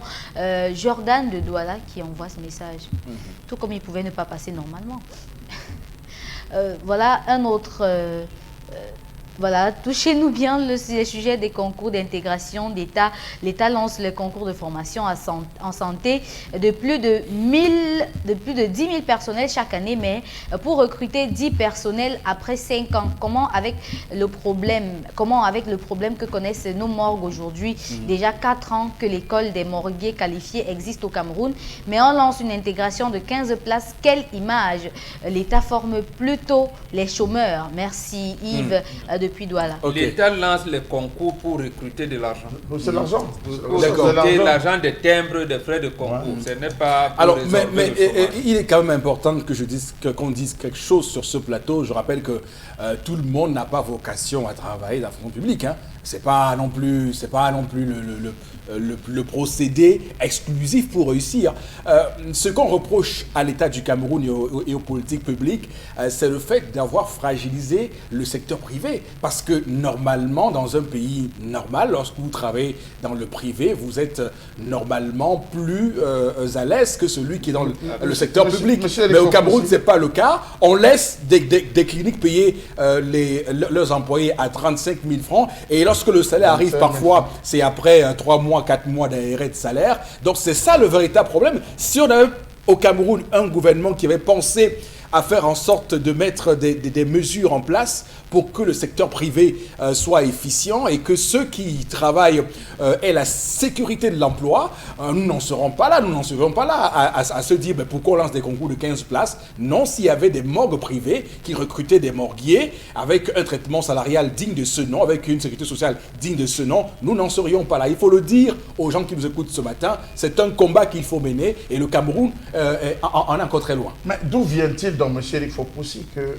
certains les diplômes signés par le ministère de l'Enseignement supérieur ne sont pas admis parce que c'est dans le secteur de la santé, parce que c'est le ministre de la Santé qui lance le concours. Oui. Donc je pense qu'il faudrait il faut réorganiser. Non, il faut réorganiser. Vous avez des GIC, par exemple, des GIC qui sont des GIC santé, qui sont sous la coupole du ministère de l'Agriculture. Il faut réorganiser pratiquement tous ces secteurs pour permettre à chacun de se sentir à l'aise dans le secteur qui est le sien. Le problème, on ne peut pas l'être. C'est ça que vous disiez tout à l'heure. Oui. Signé par le ministre, mais il y a un diplôme qui est professionnel et l'autre qui est académique.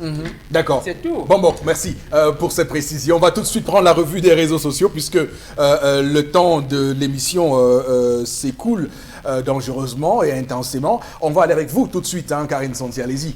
Alors, les présumés assassins de l'artiste Aveni Ava interpellés, il s'agit d'un gang constitué d'Amadou Djikam, alias Amas, 35 ans, Atezoé Ambroise, alias Mvogo Richard, alias Roberto, 34 ans, et Lobeloïc, alias Mesongi Henri, alias Etondo. Maurice, alias Dollar, 29 ans. Sur les réseaux sociaux, les uns et les autres s'insurgent contre la présentation de ces présumés assassins au public sans protection de leur image, et d'autres appellent à l'interpellation du directeur de publication du journal qui aurait... du journal Essingan, qui aurait en date du 19 novembre relayé l'information en titrant réélection de Paul Biya, assassinat et attaque contre les journalistes, les cibles, en citant tout simplement, en appliquant, autant pour moi, les cibles à une certaine tribu du Cameroun. Alors, j'aimerais dire, d'ailleurs, c'est important qu'on fasse cette précision parce que les images depuis circulent dans les médias et on montre le visage de ces présumés, j'ai dit bien présumés assassins, parce que c'est la justice qui établit de la responsabilité de l'individu dans un crime commis. Donc, il y a une faute qui est faite depuis hier dans les médias, voilà, de montrer les images comme on le voit maintenant, ce qui n'est pas juste. On ne peut pas montrer les images des personnes comme ça, ce n'est pas possible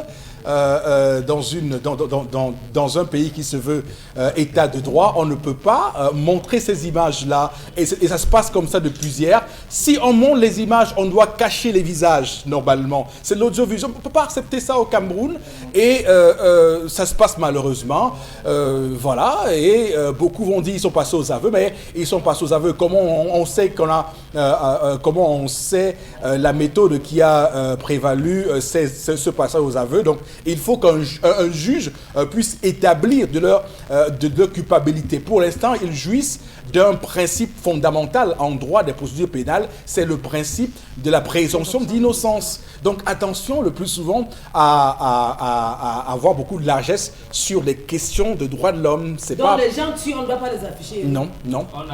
On n'a pas encore établi que c'est eux qui ont tué. On n'a pas encore. N'est-ce pas, j'ai vu l'autre qui disait qu'il m'a parlé en patois. J'ai vu ça. L'autre disait qu'il m'a parlé en patois. Non, mais ce n'est pas normal qu'on fasse ça.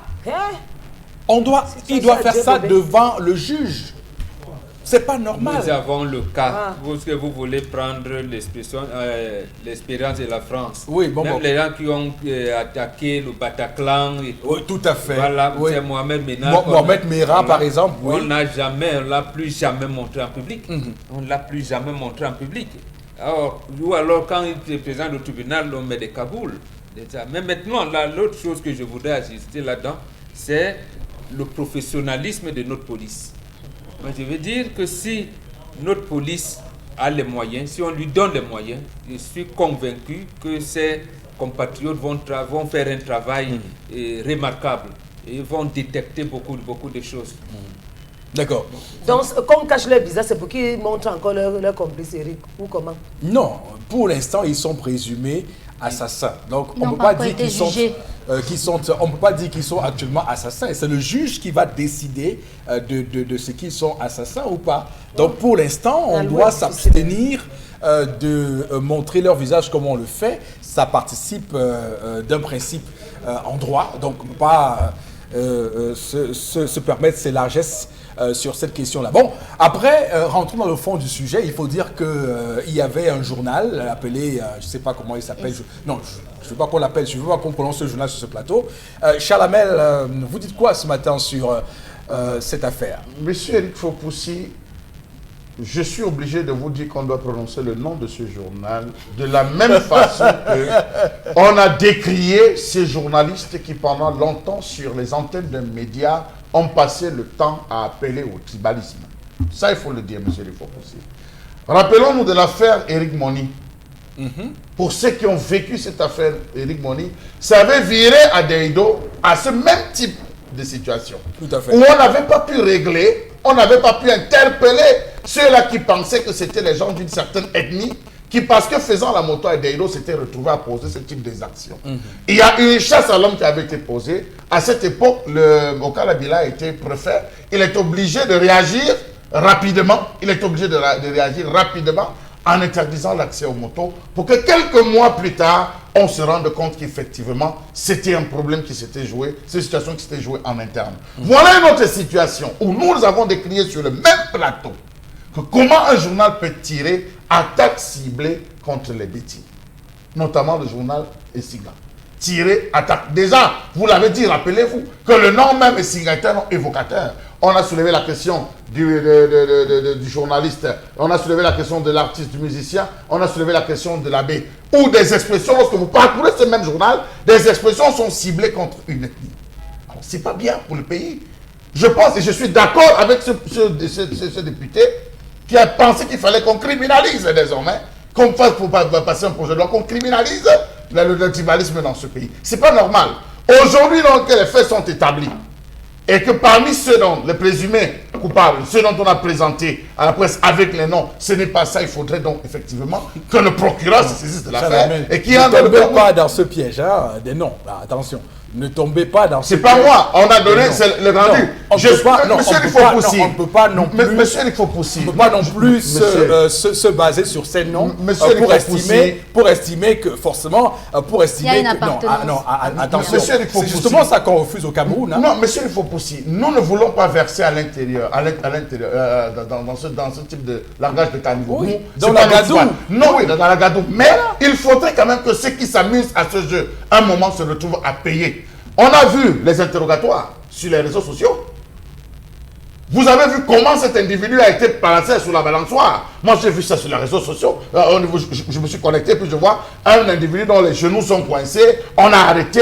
Il est en train de faire les aveux avec la tête pendante et tout. Quelqu'un qui vient le botter avec le pied, parce que là aussi, vous avez bien regardé, quelqu'un qui le botte pendant qu'il est en train de parler. C'est encore les droits de l'homme peuvent s'attaquer à cela. C'est pas normal. Les droits de l'homme, comment une telle vidéo peut se retrouver? Donc, je pense que sur le fond et sur la forme, comment est-ce que les aveux ont été obtenus? Tout cela, on peut mettre des points d'interrogation à ce niveau. Ce n'est non pas pour dire qu'ils ne sont pas coupables. Et dans ce qu'il disait, il y avait une certaine traçabilité. Lorsqu'il a dit aller à tel endroit, il a assis, c'est là où il passe sa journée, c'est là où il fume et tout consort. Ça soulève l'autre problème, c'est que la drogue a déjà atteint un pic à un certain niveau, à un stade où les gens ne se cachent plus pour fumer. Et vous savez que toute personne oisive, désœuvrée, chômeur qui se retrouve à fumer va être prédisposée à faire quelque chose. Tendance. Mais vraiment, pour tous les bandits qui nous regardent ce matin, je sais que vous nous regardez. Oui, vous regardez, vous passez la journée à dormir, à regarder les médias, voir ce qu'on va dire pour aller opérer le soir. Sachez que le vol n'est pas bien. Toi, l'homme bandit, tu prends l'arme, tu mets sur ton frère. Tu t'y meurs. Comment on rentre quand?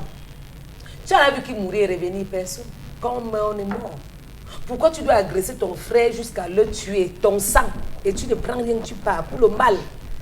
Et on te parle, tu dis que non, je n'avais pas l'intention de le tuer. La vidéo là me fait mal au point où j'ai même passé la nuit à... Donc, c'est comme si je rêvais, je voyais tout ça atterrir dans mes rêves. Que non, je n'avais pas l'intention de le tuer. C'est que quand je suis arrivé, il m'a dit en patois que tu ne peux pas. Qu'il ne peut pas. Que tu ne peux pas en patois. J'ai tiré entre ses deux jambes. D'abord, un coup de... Il faut avoir le cœur, la main sur le cœur. Est-ce que vous pensez sur vos enfants, des gens que vous tuez? Parce que quand vous tuez là, les gens vont venir pleurer. Oh, les bandits ont tué papa, mais le retour. Quand madame va rester sans monsieur à la maison, elle va commencer à réfléchir. Les enfants des autres vont partir à l'école. Les orphelins vont faire comment? Il faut payer la scolarité. Papa qui faisait tout n'est plus là. Parce que quoi? On l'a tué. Qui l'a tué? Son frère. Son frère qui? Camerounais. Et honte. Les costauds beaux gars, les bandits. Le bandit est mignon, hein, Karim. La drogue est revenue. Le bandit est mignon. Et c'est maintenant leur période. La drogue Arrêtez circule. bien vos sacs. Les gars agressent maintenant. Donc vous accouchez là pour que vous agressez. Au Cameroun, si. Ceux qui ne veulent pas travailler, si vous n'avez pas travailler, c'est parce que vous voulez. Montez à la gare, on porte un sac à 200 francs, un sac d'orange. On vend, il y a même l'eau glacée qu'on peut vendre, pourquoi pas? Vous pouvez être porteur, pousseur. Ça vous donne vos 5 francs à la fin du mois. Donc les parents vous accouchent comme s'ils comptent sur vous. Vous devenez les braqueurs. Sans pitié. Mais quand même, le sang de quelqu'un, ce n'est pas l'eau. Voilà le gars, mon artiste qu'on a enterré samedi. On vous arrêtez tous ces dimanche ou lundi. Ça veut dire que même dans la terre, il ne dort pas. Son cerveau travaille. Qu'est-ce que mes enfants deviennent? Qu'est-ce que ma mère va devenir? Qu'est-ce que j'ai fait pour mériter tout ça? D'accord. On va prendre l'autre information buzz de cette matinée avec vous, Karine Sontia. Merci infiniment. C'est énervant, j'ai rêvé tout. Oh là là. Une jeune femme enlevée cette semaine par des personnes qui ont été non identifiées, avec qui elle communiquait sur les réseaux sociaux, en particulier Facebook. Tout est parti d'un inbox. Puis, premier rendez-vous enlèvement, on peut sauver... En fait, les internautes ont appelé à l'aide, au partage et ainsi de suite pour que la vie de cette jeune femme puisse être sauvée. Heureusement, les internautes ont pu faire en sorte qu'elle soit libérée. De toutes les façons, alors, sur les mots, sa famille tient à féliciter les uns et les autres qui ont soutenu. Elle s'appelle Mademoiselle Augustine Cotto. Tout au long de cet événement malheureux, la victime aurait été retrouvée il y a à peine 1 heure. Ça, c'est une information qui date d'hier. Du côté du Grand Hangar, alors que les éléments de la police judiciaire centrale numéro 3 à Bonabéry étaient déjà sur les traces des auteurs de cet enlèvement. Aux dernières informations, elle serait dans un hôpital de la place pour une prise en charge. D'accord. Voilà encore là l'expression d'une police camerounaise au beau fixe. Je le rappelle, depuis que Martin Baragélé est arrivé à la tête de la délégation générale à la Sûreté nationale, il y a beaucoup de changements d'ailleurs. Donc Martin Mbangangele qui fait un travail d'orfèvre, on va le dire, l'orfèvrerie de cet homme. Et on voit bien que la police de plus en plus montre son efficacité. On va peut-être s'appesantir aussi sur ces jeunes filles hein, qui se baladent sur les réseaux sociaux parce qu'il y a une publication que la jeune fille a fait avant pour demander qu'elle a soif. Il n'y a pas une, je m'en dis. Qu'elle a soif. Les enfants qu'on accouche, on n'accouche pas leur cœur là-haut. Je ne sais pas dans quelle société on se retrouve désormais. Sur Facebook, on a encore même le diable. Facebook que vous voyez là, je n'arrive même pas à me déconnecter de ça, mais en même temps c'est une drogue, en même temps c'est bon comme c'est mauvais. Et puis on est en fin d'année, hein. Généralement en fin d'année il y a beaucoup d'insécurité. Conseillons nos enfants, sensibilisons nos enfants. Ils sont là sur Facebook, les arnaqueurs, les braqueurs, les ceci. Moi-même j'ai vu la publication, elle avait publié, je m'ennuie, j'ai soif. Tu peux boire combien de bière ma fille? Tu peux boire pour quelle est qui? Après l'hôpital, moi je vais te rendre visite et je vais te fouetter. Tu vas te déconnecter du Facebook. Tu as fait les gens avoir les insomnies. Moi, je n'ai pas dormi. Tu fais les parents avoir les insomnies comme ça. Vous qui partez détourner les enfants, les gens pour demander les rançons. Un jour. Dieu vous voit. D'accord. Donc voilà. Chalamel, vous avez également un mot à dire sur Monsieur Eric Fopoussi, cette malheureuse histoire. Permettez-moi de vous dire que le délégué général de la Sûreté nationale fait, je peux lui tirer un coup de chapeau, mais il ne fait pas assez. Pourquoi je le dis? Étiez-vous obligé de répondre? Non, je suis obligé. Non, mais je suis obligé de le dire. Non, Chalamel, il y a quand même... Souffrez de m'écouter. Non, mais il y a quand même un sujet. Souffrez de m'écouter. Monsieur Eric Fopoussi, à une certaine époque, la criminalité avait reculé de beaucoup de pas, parce qu'il y avait les véhicules des équipes spéciales d'intervention rapide qui entraient circoncis à plein dans certains arrondissements, monsieur Eric Fopoussi, qui sillonnaient tous les quartiers, toutes les heures et toutes les nuits, qui à la moindre occasion étaient présents, répondaient présents et au moins dissuadaient. Moindre manifestation, ils avaient déjà garé, ils prenaient le temps. S'il y avait des interpellations à faire, elles étaient sommées, elles étaient rapides. Si ces véhicules sont tombés en panne, pourquoi est-ce qu'on n'a pas procédé à leur réhabilitation? Vous arrivez dans certains commissariats, monsieur Eric Fopoussi, au niveau de la logistique. C'est pas une émission sur la police. Non, je ne sais pas, non. Je suis en train de dire, vous avez dit tout à l'heure. Non, je ne critique pas. C'est une doléance. C'est une doléance. Sauf que nous sommes dans la revue des réseaux sociaux. C'est pas une émission sur la police, à la main. On a vu certains présumés, quand le policier l'arrête, le magistrat le libère, le policier vient faire quoi là? Non, le policier vient faire quoi? Il a arrêté, il a mené chez le procureur parce qu'il est officier de justice, de police judiciaire. On le libère, le policier a fait. C'est lui qui est à la juridiction. Là maintenant, c'est un autre sujet. Non, c'est pour ça qu'on vous dit donc qu'il fallait laisser, comme l'a dit M. Fopoussi, la police donner lui les moyens. Elle va. C'est justement ce que nous sommes en train de dire. Non, il mais faut qu'il demande encore ne fait pas assez. Il fait avec les moyens qu'elle a. La police fait avec les moyens qu'elle a. On va terminer avec vous, Karine. Demain, mercredi 28 novembre, son Excellence, Monsieur le Président de la République, le chef, ça c'est une information tirée du compte Facebook de Sylvia Mbongo, l'épouse du président gabonais, qui a écrit sur sa page Facebook hier. Demain, mercredi 28 novembre, Son Excellence, Monsieur le Président de la République, chef de l'État gabonais, Ali Bongo Ondimba, mon époux, quittera l'hôpital du roi Faisal de Riyad en Arabie Saoudite. Nous tenions avant toute chose à exprimer notre profonde gratitude à l'endroit de toutes les autorités saoudiennes et du corps médical pour poursuivre sa convalescence. Le président, en concertation avec sa famille proche, a fait le choix d'accepter la proposition d'accueil de son frère, Sa Majesté le roi du Maroc, Mohamed VI. Nous lui en sommes extrêmement reconnaissants. Mon époux arrivera donc demain à Rabat, la capitale. Alors, Bombok Bengan, on va dire que, pour ceux qui savent, pourquoi le Maroc? Pourquoi avoir choisi le Maroc pour cette convalescence et pas le Gabon, et pas Paris, et pas Londres? Parce que même Londres a été à un moment donné évoqué comme étant une possibilité pour sa convalescence. Non, pour deux raisons principales. La première, en diplomatie, vous entendez souvent l'expression des rapports séculaires. Entre le Maroc et le Gabon. Non, les rapports ont commencé avec Hassan II, Omar Bongo Ondimba. Donc, ces deux, que ce soit Mohamed VI et Ali Bongo, ils se connaissent depuis les bancs d'université en France. Donc, ils ont d'abord cette relation personnelle.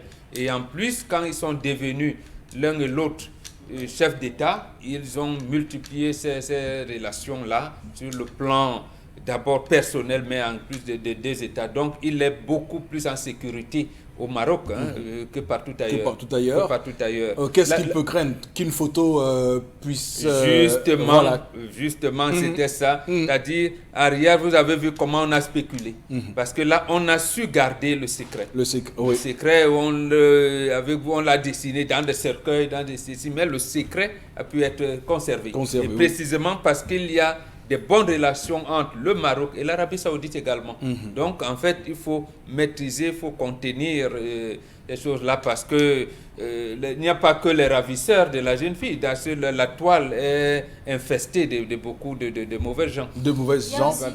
Les internautes se questionnent aussi sur le fait que ce soit sa femme, son épouse, qui ait annoncé cette nouvelle-là. Oui, mais justement, l'information vient d'abord de la maison. Maintenant, que va faire le gouvernement, le porte-parole de la présidente de la République? Mais c'est d'abord la maison. C'est vrai, c'est un chef d'État. Et vous avez vu comment ils se sont comportés, ou le président du Conseil constitutionnel. Donc, je veux dire, l'État a un style de fonctionnement, mais c'est votre épouse qui vient dire que, attendez, le salon Manti arrive. Mais dès lors que monsieur va arriver, sera président de la République. Ce moment-là, mais le problème de santé, même avec Mitterrand, on l'a vu. Avec Daniel Mitterrand. Oui, donc c'est son épouse qui a d'abord dit, admis à l'hôpital Cochin, avant même que, j'allais dire, Jean-Louis Debré, dise, il fallait que Daniel, c'est d'abord quelque chose de privé. La santé est d'abord privée. Maintenant, on verra comment l'État gabonais va s'organiser pour rendre public et rassurer les Gabonais. Il faut dire que depuis que Ali Bongo donc a été donc admis à cet hôpital en Arabie Saoudite, rien n'a vraiment filtré. On nous a dit au départ que c'était un petit malaise, et aujourd'hui toute la presse est d'accord pour dire comme voilà un autre. Vous avez raison de relever. On ne sait même pas de quoi il souffre. De quoi il souffre. Voilà. Malaise dû à une activité professionnelle débordante. Oui. Bon, allez, dites ce que vous voulez. On vous a donné l'information qu'on vous a donnée. Est-ce qu'un malaise, est-ce qu'après malaise, on a besoin d'avoir une convalescence? On ne sait pas quel type de malaise justement, c'est ce flou qui encadre. Il le faut absolument. Il le faut, sinon l'État risque de... Il ne faut pas ébranler l'État. Il ne faut pas ébranler l'État. Donc maintenant, peut-être que là, maintenant, les ministres, le Premier ministre et les autres auront accès au chef de l'État qui pourrait donner des instructions. D'ailleurs, il a convoqué, Ali Bongo a convoqué pour la circonstance son directeur du cabinet civil déjà, pour qu'il le retrouve à Rabat au Maroc, mais également le secrétaire général à la présidence du Gabon qui va également le rejoindre là pour gérer les dossiers les plus prioritaires. Absolument. Puisque vous savez que son absence a d'ailleurs causé un précédent au Gabon, une jurisprudence désormais, c'est qu'au Gabon, la Constitution n'avait pas prévu une vacance temporaire du pouvoir. Donc il a fallu que la Cour constitutionnelle crée un article pour dire que désormais on peut donner le pouvoir au vice-président et au Premier ministre pour qu'il convoque les conseils des ministres pour étudier certaines questions. Alors Charles Abel, c'est à vous que je m'adresse. Pour vous, c'est une bonne nouvelle avec l'arrivée de Ali Bongo Ondimba au Maroc ce jour? On se sent bien que là, avec qui on est, avec le milieu de la famille. Vous savez qu'à une certaine période, des choses avaient été dites, même sur les réseaux sociaux, entre Ali Bongo et Mohamed VI. On avait montré plein de photos, comment ils s'amusaient, leur sortie, leur virée. Donc je pense qu'ils entretiennent une relation assez sérieuse, assez étroite, plus que diplomatique, en tant que frères déjà. Et je crois que même plusieurs fois, on a eu à voir des images d'eux allant à la mosquée, allant prier à la mosquée. Donc je pense qu'il se sentira les plus à l'aise avec celui avec qui il a longtemps cheminé dans la jeunesse. Et les meilleurs amis sont ceux avec qui on a traîné dans la jeunesse. Donc je pense qu'au-delà de l'aspect diplomatique, il y a quand même un aspect de... Un lien étroit qui les tient. Et je crois qu'il le prendra comme un frère qui est tombé. Et surtout, n'oubliez pas aussi que le Maroc, sur le plan médical, a l'une des plus grandes... les plus grands médecins sont marocains, il y a les plus grands centres de formation, de formation sanitaire de ce côté, ça va contribuer, s'il faut aussi tenter qu'il en a besoin. Et c'est bien que vous évoquiez cette question de médecins et spécialistes. Alors, sans que cela n'ait un lien avec l'affaire Ali Bongo, j'aimerais dire que l'Arabie Saoudite, d'où vient Ali Bongo, est un haut centre de spécialisation dans le monde, surtout en matière de neurologique, en matière d'accident vasculaire cérébral. Les meilleurs spécialistes du monde viennent d'Arabie Saoudite. Là-bas, j'ai commencé par là, j'ai dit, ça n'a aucun lien, je continue dans votre lancée des hauts lieux de prison. Non, mais Jean Labelle, attention, vous êtes très taquin avec moi ce matin. Je pose la question. Allez-y, Tadas. Est-ce qu'on doit d'abord dire à tout le monde entier de quoi on souffre? Parce que vous avez dit tout à l'heure, le Père Momo a dit qu'on ne sait pas de quoi il souffre. Est-ce qu'on doit dire, Père Momo? Non, c'est sa volonté, la volonté de la famille. Oui, il y a un secret médical. Je vois que la maladie est d'abord personnelle. Il y a un secret médical, c'est clair. Je vois que madame a fait cette sortie-là pour dire aux gens qui ont tué son mari là qu'il vit et qu'on a juste besoin de prières. Les gens qui passent le temps à mentir sur les réseaux sociaux. On dit vouloir tuer son mari. Non, les gens qui ont tué. La dernière qu'on a dit qu'il est mort. On a annoncé son deuil. On l'a même vu dans le cercueil, dans les réseaux sociaux. On a même publié des photos de cercueil. C'est juste pour vous donner les informations que, pardon, avant de parler, il faut vérifier. Ne donnez pas les fausses informations. Mon époux est là, vivant.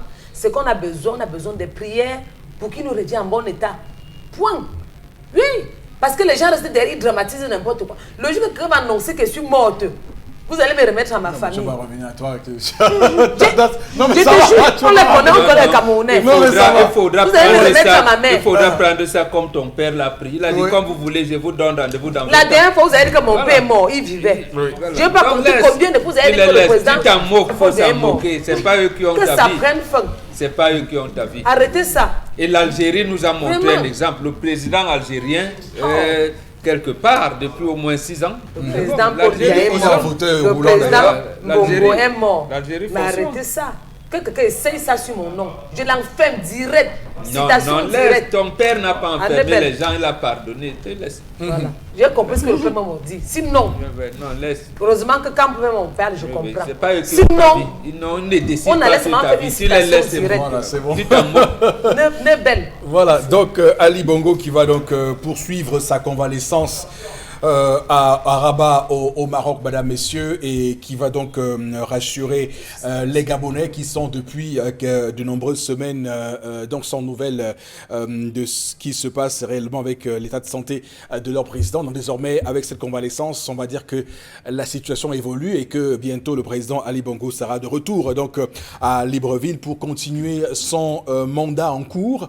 On va dire que la classe politique gabonaise commençait déjà à vraiment s'échauffer avec des appels à une forme de constatation de la vacance du pouvoir et de la prise de pouvoir par la présidence du Sénat. D'ailleurs, ça avait été annoncé par des chaînes, ce qui n'a pas été confirmé puisque par la suite, vous savez que la Cour constitutionnelle au Gabon avait plutôt opté pour une modification de la Constitution. On peut reprocher à cette Cour le fait qu'elle ne soit pas dans son rôle de légiférer, mais vous savez, c'est l'Afrique, on essaie de l'apprendre comme elle se présente à nous dans sa manière. On va tout de suite, madame, monsieur, lire quelques messages sur ce plateau, les messages que vous nous envoyez via les numéros qui s'affichent généralement au bas de votre petit écran avec vous, Karine Sontia. Il y a un téléspectateur qui nous dit que pourquoi est-ce qu'on appelle cela concours. Ça, le concours, cela, c'est le commerce administratif, surtout le concours de la police et de la douane. C'est catastrophique. La corruption dans la police, on dit il faut le réseau. À la douane, on dit il faut 1 million de francs CFA. Pourquoi avec un diplôme de CEP? Un autre message. Alors, j'aimerais aussi faire une précision. On a beau déblatérer sur le fait que les concours, il y a cette corruption, mais je rappelle qu'il y a des Camerounais qui étudient leurs leçons et qui passent des concours sans monnaie. Il ne faut pas qu'on nous prenne ça. Même la dernière session de l'ENAM, il y a eu des Camerounais qui n'ont rien payé voilà, et à qui on n'a rien demandé. Voilà, donc il y a des Camerounais qui réussissent sans débourser un sou au concours administratif Ce n'est pas un cas général. Hein. C'est les gars qui sortent de chez eux en priant. Voilà. Bon, Seigneur, je ne sais pas s'ils prient ou pas, mais ce que je sais, c'est qu'ils ont appris la leçon. Un autre message, pourquoi toujours chercher des voies et moyens pour créer des prétextes de tribalisme? Car cet article publié sous-tend une sorte de razzia de la tribu Beti Baloga Désiré de Yaoundé qui nous envoie le message ce matin. C'est la faute du système de gouvernance de notre pays où tout le monde est roi. Gerbeau qui nous envoie le message. On continue, un autre message. Ce qui m'a terrifié, c'est de voir ce bandit présenté à la télé comme un ministre avec une grande foule, des dizaines de caméras et micros, comme s'il voulait passer un message à la nation. Cyril de Lorpomme qui nous envoie ce message ce matin. Ce sont les incongruités. Normalement, dans un état normal, justement, dans un état normal, il faut qu'on dise au Camerounais comment ça se passe.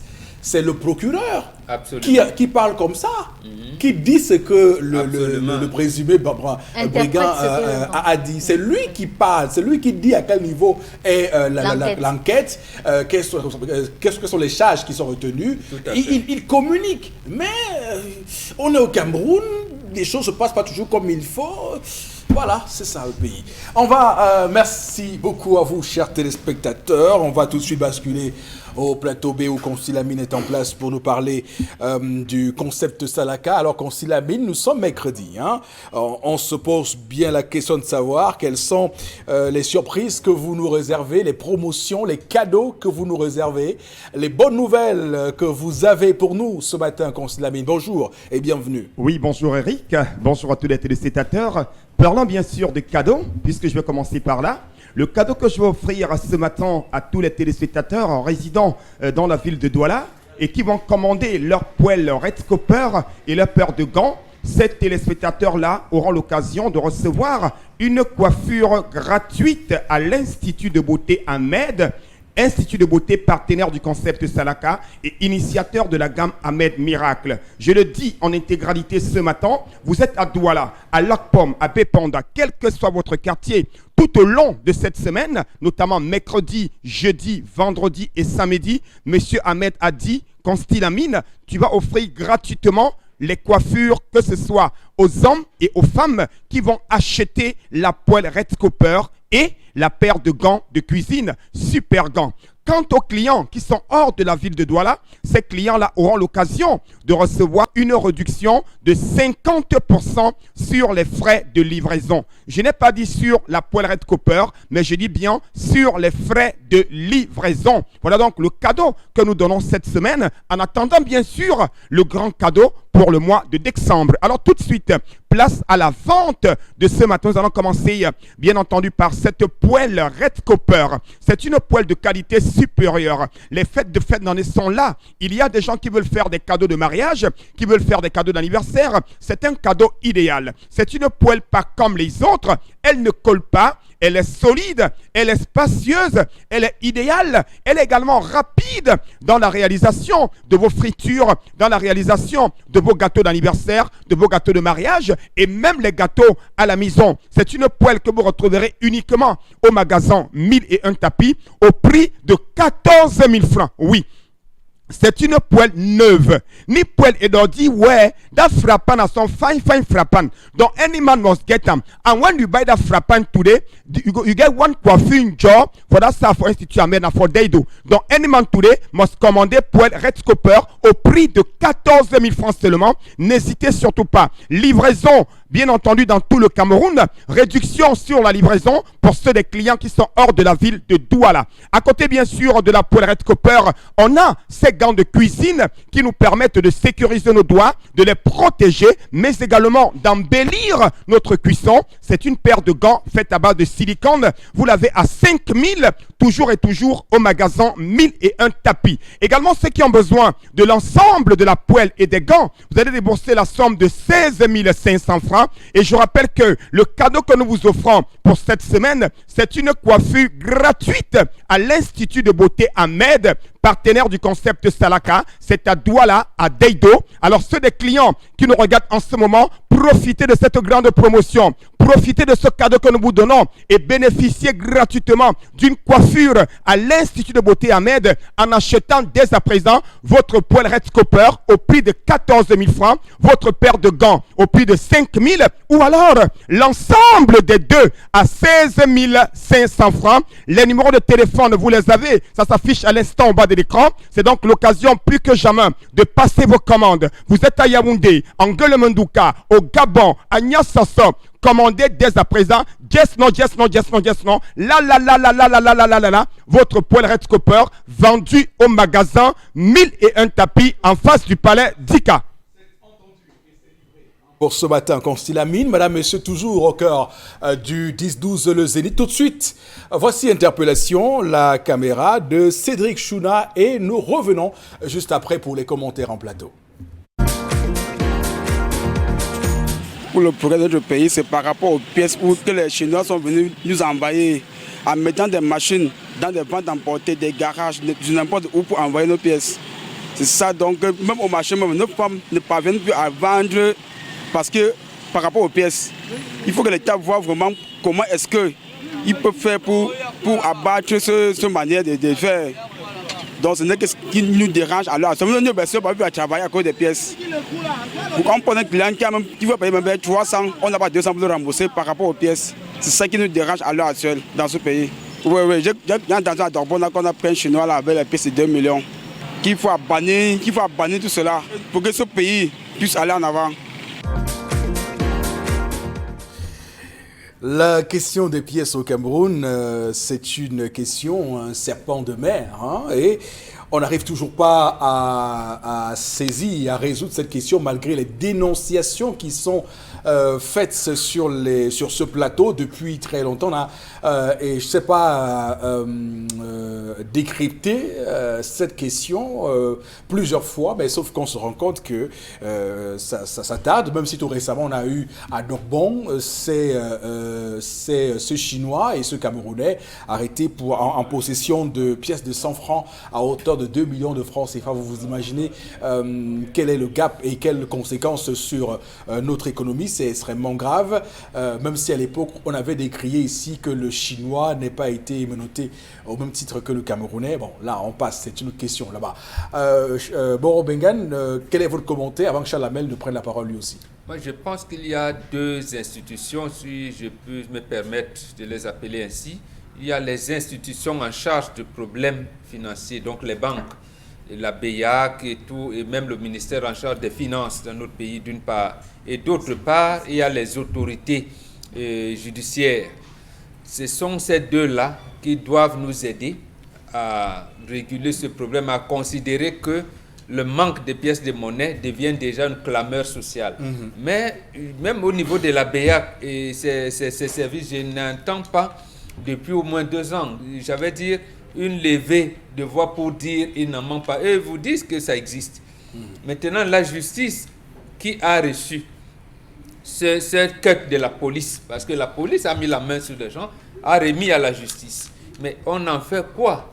On ne sait rien. Là, c'est encore une occasion pour moi de tirer un coup de chapeau à la police. Donc, on y est. Même maintenant, le ministère de l'administration territoriale a instruit dernièrement une enquête pour savoir qu'on lui donne les fichiers des gens qui se versent dans les jeux de hasard, dans les jeux et tout. Bon, c'est lui qui a la charge de réguler ces secteurs-là. Bon, je ne sais pas si les Chinois ont l'autorisation de récolter les pièces de monnaie ou pas. En tout cas, leur machine à sous nous cause beaucoup de dégâts. C'est un fait. Alors, Chalamel, vous faites aussi un commentaire rapide, je vous en prie, sur cette affaire des machines à sous et des pièces qui sont de plus en plus rares. Alors, il y a tout récemment, encore ici on en parlait, hein, de ce site internet où on a retrouvé des pièces camerounais vendues en Chine. C'est grotesque. Monsieur Eric Fopoussi, tout à l'heure, vous ne m'avez pas laissé aller jusqu'au bout de ma pensée concernant ce que je vais. Permettez-moi, vous m'avez donné la parole, vous n'allez pas encore la retirer. Sur une question précise. Non, vous m'avez donné la parole. Je n'ai pas pu aller au bout de ma pensée que vous et moi, vous êtes tombés sur moi. Et ça, c'est pas bien. Je voulais dire, monsieur Eric Fopoussi, que ici, là, nous avons décrié et nous l'avons dit que les lieux de collecte, quand quelqu'un entre dans un pays, il vient dire, je viens faire les jeux de hasard, je vais me lancer dans. Les policiers avec qui j'ai eu à discuter ont dit qu'ils ne peuvent pas s'attaquer aux intérêts de la Chine parce qu'ils ne connaissent pas ce qui a été dit, ce qui a été fait, M. Rifopoussi. Ils ne suivent que les instructions. Faites le tour des quartiers, vous allez voir devant une barrière, on a déposé un jeu. Les enfants viennent s'agglutiner là, viennent jouer. Même les policiers qui passent avec la voiture, les véhicules, ne peuvent pas interpeller ces jeunes en disant allons. C'est le premier lieu de collecte. D'accord. Le premier lieu de collecte, c'est dans les quartiers, dans les sous-quartiers, dans les zones populaires. Il faut qu'on commence par interpeller ces différentes personnes. Est-ce que vous êtes habilité à vous retrouver là? Créer une salle de jeu, tel que convenu, on vient vous retrouver là et vous jouez. Merci beaucoup, Charles Hamel. Merci beaucoup. Écoutez, mea culpa si on vous a un tout petit peu égratigné. Hein. Il n'y avait rien de méchant dans la démarche que nous avions d'ailleurs. C'était juste une question de principe. On va tout de suite aller chercher Consti Lamine de retour sur ce plateau. Alors Consti, au plateau B, bonjour. Ou bien c'est à vous à nouveau, hein, Consti. Bien entendu, c'est toujours le concept de vente, le concept Salaka, qui, je vous le rappelle, et le concept aujourd'hui qui fait plaisir à nos téléspectateurs, c'est un concept qui donne de la joie, qui donne de la bonne humeur, parce qu'ils sont très très nombreux à la maison, qui me disent tous les jours, Consti Lamine, on est fiers d'acheter au concept Salaka, parce que quand ça passe à la télévision et radio Equinox, nous sommes sûrs de ce que nous achetons, c'est pas la peine de regarder ailleurs. Et à ces téléspectateurs, je leur dis merci beaucoup de faire confiance au concept Salaka, votre concept de vente en direct à la radio et télévision Equinox. Alors à présent, il est question de parler santé, il est question de parler bonne humeur, il est question de parler réduction des complications du diabète, il est question de parler prévention des AVC avec ce complément alimentaire qui nous vient tout droit des laboratoires Cedorex, c'est le Vonbio Oméga 3. Oui, le Vonbio Oméga 3 est un complément alimentaire, comme je l'ai si bien dit, qui permet de réduire et de prévenir les complications du diabète. Je commencerai déjà par prévenir les complications du diabète. C'est quoi? Vous êtes un jeune diabétique, ou alors vous avez un diabète qui est tout nouveau, il n'est pas encore compliqué. Alors en consommant régulièrement l'oméga 3, il va prévenir les complications de votre diabète. Si votre diabète est déjà compliqué, il va permettre à votre diabète de ne plus aller au-devant de la scène, comme on dit le plus souvent, il va permettre au diabète, c'est-à-dire il va réduire les complications du diabète. Le Vonbio Oméga 3 permet également de prévenir les AVC.